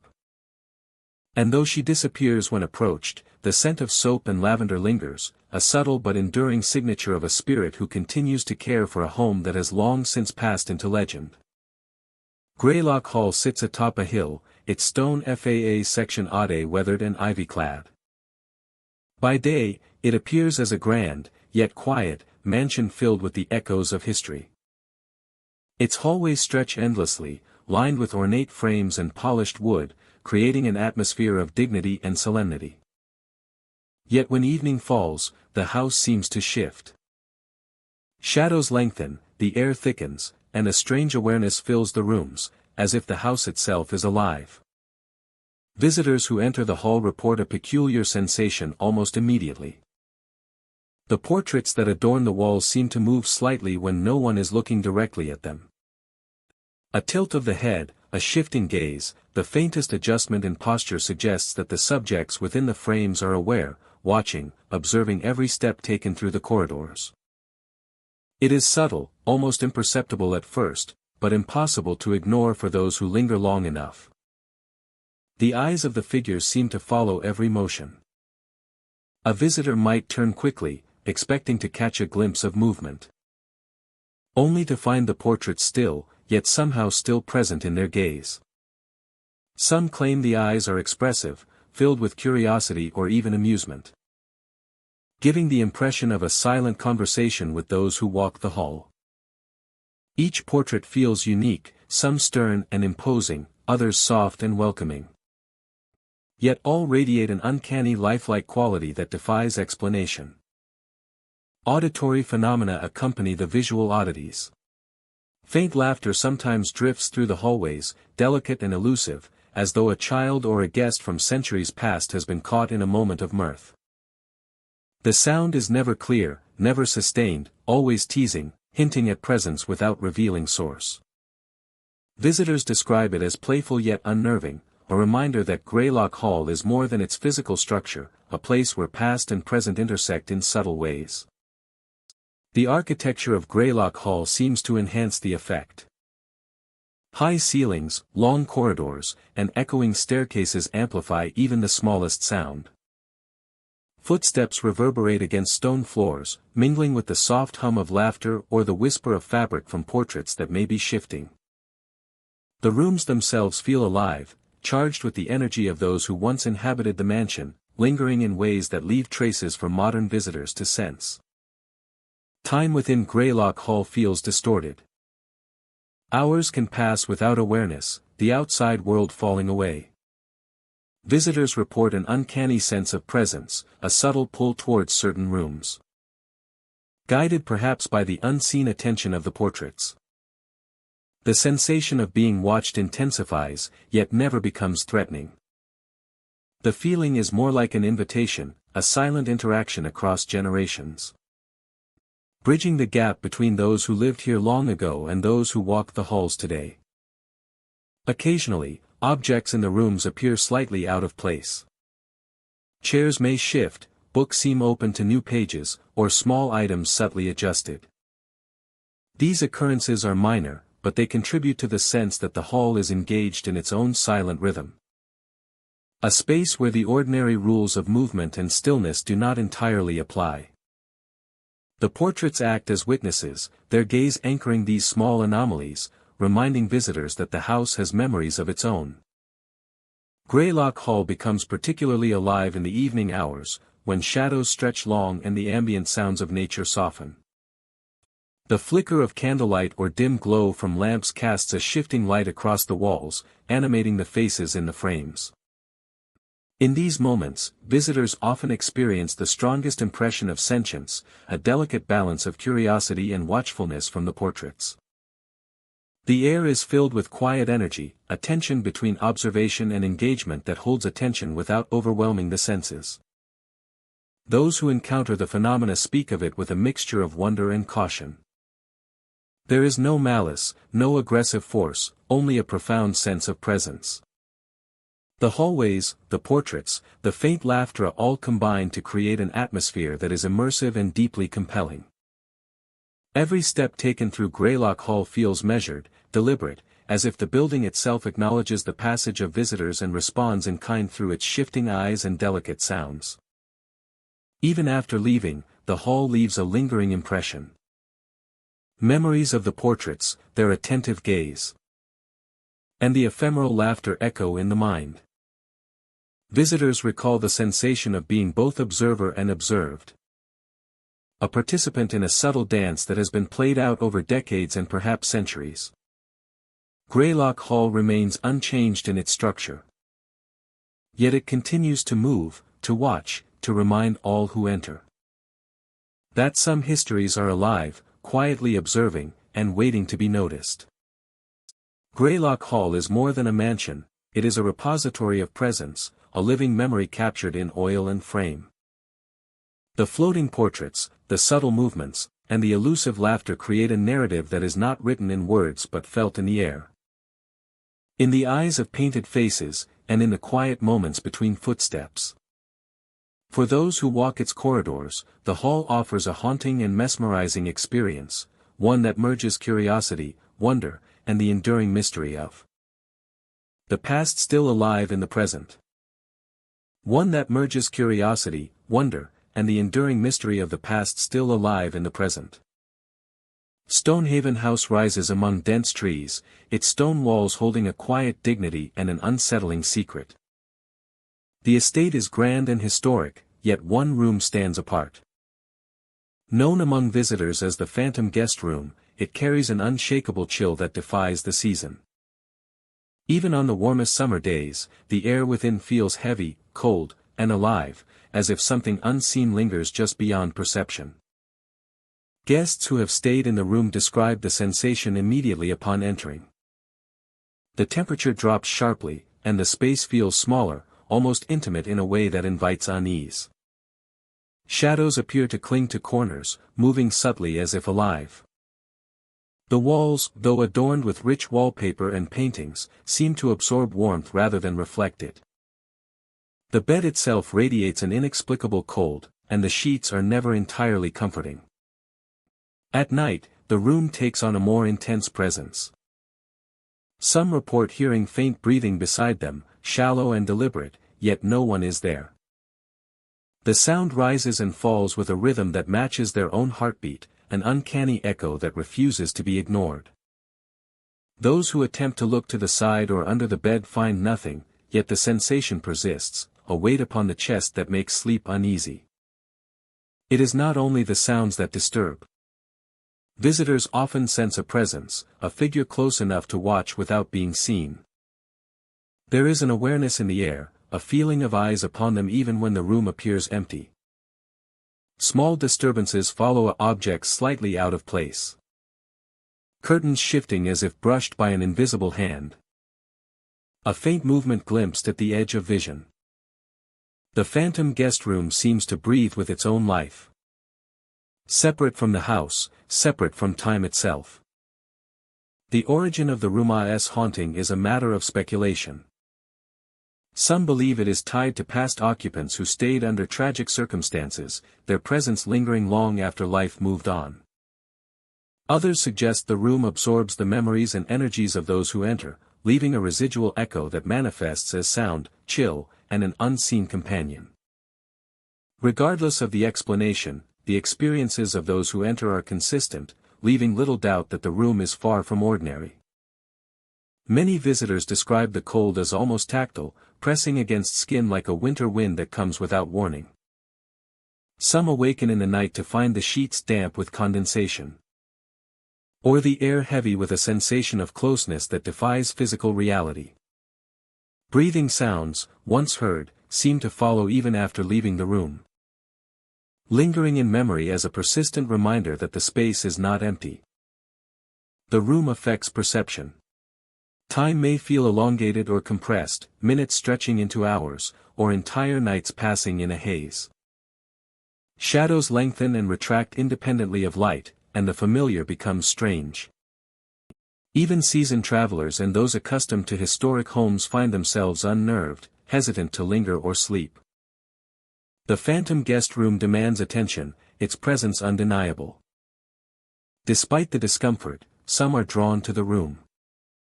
They feel a subtle pressure at their side, a quiet acknowledgement of their presence. The air vibrates faintly, as though the room itself communicates in whispers and temperature. Teaching respect for the boundaries between the living and the unseen. The room's subtle power is undeniable. The house beyond the room remains unchanged. Hallways echo with ordinary sounds. Fireplaces crackle. And sunlight warms other spaces. Yet the phantom guest room stands in contrast. A pocket of cold and stillness, existing as a space both within and outside the normal flow of the estate. Those who visit leave with vivid memories of the room. A lingering sensation of being watched. And an understanding that some spaces retain more than furniture and decoration. Stonehaven House continues its quiet existence, the phantom guest room a sentinel of mystery. The chill persists, the breathing remains, and those who enter must navigate the tension of unseen company. The room teaches caution and awareness, an intimate encounter with the unknown that leaves a lasting impression on all who dare to spend the night. Even after leaving, the memory endures. Visitors speak of an echo in their minds, a sensation that follows them from the estate. A sensation that follows them from the estate, reminding them that some presences are anchored to places. And that the phantom guest room is alive in ways that defy explanation. The house maintains its calm exterior, yet inside. The room waits, timeless, cold, and watchful. Stonehaven House and its phantom guest room stand as a testament to the unseen, a space where history, memory, and spectral presence converge. The room remains ever cold, ever attentive, offering those who enter a rare glimpse into the lingering touch of the past. It is a place where the ordinary becomes uncanny, and where the boundary between living and unseen is felt with every breath. Lockridge Mansion stands at the edge of a quiet town, its towering spires and ivy-clad walls giving it an air of faded grandeur. The mansion has long been abandoned, yet it retains the echoes of a life once full of laughter and activity. Windows peer like watchful eyes over the grounds, and the wind moving through the broken shutters seems almost like a whisper of the past. Inside, the playroom is frozen in time. Toys lie scattered across the floor, faded from years of neglect, and a thick layer of dust covers the furniture. The room holds an atmosphere of anticipation, as if it is waiting for someone to return and awaken it. Visitors report that despite the emptiness, the space is never truly silent. Soft giggles echo, floating through the air and bouncing off the walls, fading as quickly as they arrive. The source of this laughter is often described as two small figures, identical in appearance, dressed in clothing from a bygone era. They appear at the far end of the room, running in tandem and twirling among the toys. Their laughter is infectious yet eerie, a sound that fills the room with energy, while simultaneously sending a chill down the spine. Observers often feel compelled to approach, to see them more clearly. But the twins vanish before anyone can reach them. Where they were moments before, only faint footprints remain, pressed lightly into the dust. These impressions suggest that they move with purpose and joy, yet their sudden disappearance hints at something beyond the natural world. The footprints linger for only a short time, as if the room itself is reluctant to hold on to the evidence of their presence. This fleeting nature of the twins adds to the mystery, leaving those who witness them both fascinated and unsettled. The history of Lockridge Mansion provides a glimpse into why the playroom remains haunted. The mansion was once home to a wealthy family whose children were known for their inseparable bond. The twins spent countless hours in this very room, creating imaginary worlds, playing games, and filling the halls with laughter. Their sudden and unexplained disappearance many years ago left a void in the household, and according to local legend, their spirits never left the mansion. The playroom seems to retain the energy of their lives, manifesting in ways that are visible to the living. Small objects shift on their own, rocking horses move as if recently ridden, and marbles roll across the floor with no human touch. The laughter is sometimes accompanied by the soft creak of the floorboards, as if the twins are running in circles, their presence tangible yet impossible to catch. Visitors often describe a sensation of being watched, even when the room appears empty. The laughter can startle unexpectedly, coming from behind doors or around corners. The twins are playful in their haunting, teasing those who enter, leading them on a chase through the room and then disappearing at the moment of contact. This ephemeral interaction creates an eerie but mesmerizing experience, a glimpse into a past that refuses to be forgotten. The mansion itself seems to respond to the twins. Windows rattle softly without wind. Chandeliers sway gently. And shadows shift across the walls. The playroom is the epicenter of this activity. Yet traces of the twins can sometimes be detected throughout the mansion. Their laughter carries through the halls. A reminder that the mansion is alive with memory energy and something that defies explanation. Over time, those who spend extended periods in Lockridge Mansion report a deepening connection to the twins. The room seems warmer when they appear, the air charged with the vitality of childhood. Observers sometimes catch glimpses of toys moving on their own, or the faint sound of footsteps racing toward them. The experience is disorienting, yet it leaves a lasting impression. A reminder of the lives that once filled these walls. And the spirits that continue to linger. A reminder of the lives that once filled these walls and the spirits that continue to linger. Despite the unsettling nature of these encounters, there is a sense of innocence to the twins' presence. Their laughter is never malicious, it is playful, curious, and reflective of the bond they shared in life. For those who witness it, the experience is both haunting and poignant. A window into a world where love and laughter persist beyond death. Lockridge Mansion remains a destination for those drawn to the unexplained. The playroom, with its floating giggles, vanishing twins, and fleeting footprints, serves as a living monument to the past. It is a place where history and spirit converge, where the echoes of childhood continue to dance through the air. Visitors leave with a sense of wonder, haunted not by fear alone, but by the enduring presence of two spirits who cannot be forgotten. The mansion and its playroom endure as a testament to the bond of the twins, their laughter a timeless refrain that fills the space with both joy and mystery. Lockridge Mansion is more than a building, it is a repository of memory, a place where the living can glimpse the persistence of love and companionship through the veil of the supernatural. The laughter continues, inviting those who enter to witness the delicate balance between the seen and the unseen, and to experience the haunting charm of the laughing twins. Ravenscroft Estate rises silently atop a hill, its dark stone walls looming over the surrounding landscape. The mansion exudes an air of faded grandeur, with intricate ironwork lining the balconies and ivy crawling along the crumbling FAA sectionade. Within, the halls stretch endlessly, lined with portraits that seem to watch anyone who ventures inside. Amidst this timeless elegance, a presence lingers that defies explanation, a figure both unsettling and impossible to forget. The headless butler of Ravenscroft is a ghost whose appearances have been reported for decades. Guests and caretakers alike speak of sudden chills, the faint clatter of silverware, and the unexpected feeling of being watched. Those who have glimpsed him describe a tall man in a formal uniform, standing upright, trays in hand, yet without a head to guide his gaze.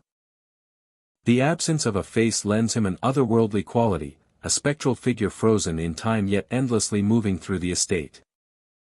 The description of the butler's timeless quality continues. He is most often seen gliding through the dining halls, trays balanced carefully despite the impossibility of his form. On these trays lie dishes that shimmer briefly, catching the light of candles before vanishing into the cold air. Some witnesses report the faint aroma of cooked meals, warm bread or roasted meat, lingering just long enough to heighten the sense of the unreal. With each appearance, the room grows colder, as though the temperature itself bends to accommodate the presence of this impossible servant. The origins of the headless butler are as mysterious as the estate itself. Some claim he was once a devoted servant, fiercely loyal to the family of Ravenscroft. Punished for some transgression or caught in a tragic accident. Others suggest he is bound by duty alone, a spirit unwilling to leave the mansion. Whatever the truth, his appearances are precise, almost ritualistic. And those who encounter him feel a mixture of fear and awe. Visitors recount moments of unnerving clarity when the butler appears. He moves silently, his footsteps muffled against the polished floors. Yet the trays he carries seem to defy gravity. Sometimes, a faint clinking of silverware precedes his arrival, a subtle warning that something extraordinary is near. The headless figure navigates the rooms with a purposeful rhythm, appearing at tables, near doorways, and along hallways that twist like a labyrinth. The estate itself seems to respond to his presence. Candle flames flicker, shadows stretch unnaturally, and the air thickens with a sense of anticipation. Each corridor feels alive, the walls echoing with memories that belong not only to the living but also to the spirit who moves within them. Guests often describe a simultaneous sense of intimacy and distance, as if the butler observes the estate with care yet remains untouchable, a guardian of rituals long forgotten. Encounters with the headless butler are brief but unforgettable. Those brave enough to follow him often find themselves at the end of a hallway. Trays gone, the figure vanished as though absorbed by the walls themselves. A lingering chill remains, a silent signature of his passage. Accompanied sometimes by the subtle scent of food or the faint echo of footsteps. The mansion is left still, yet alive with the memory of what has just passed through it. Despite the eerie nature of his presence, the headless butler is not malevolent. His movements are precise, his purpose clear, and there is an undeniable sense of duty in every gesture. The cold air he leaves behind, the vanishing meals, and the empty corridors all reinforce the idea that he exists to continue the routines of a life interrupted. Maintaining the order of Ravenscroft Estate in a way only he can. Over time, stories of the butler have woven themselves into the identity of the estate. Caretakers tell of nights when the mansion feels fuller than it should, when silverware moves on its own, and when the chill of his presence is unmistakable. Locals whisper of his dedication, his silent vigilance, and his unwavering routine, creating a legend that blends fear, fascination, and respect. Ravenscroft Estate and its headless butler endure as a single entity, a place where history and the supernatural intertwine. Each appearance reminds those who witness it that the mansion is alive with memory, that the past does not easily release its hold. The headless butler moves through time and space within these halls, a spectral servant carrying out duties that transcend mortality. Leaving behind a cold presence, fleeting aromas, and a lasting impression of mystery. To walk the halls of Ravenscroft at night is to feel the brush of another world. To sense the order of the estate maintained by a presence that cannot be fully understood. The headless butler glides in silence. Trays held aloft. A figure both impossible and real. A guardian of ritual and memory. And though he disappears without warning, the cold air, the fleeting scent, and the echo of invisible footsteps remain. Reminding all who witness him that Ravenscroft Estate is a home where the past continues to serve the present. The mansion, steeped in shadow and history, stands as a testament to dedication beyond death. The headless butler moves through it with unwavering purpose, a silent figure of duty, haunting yet respectful, ever-present yet elusive.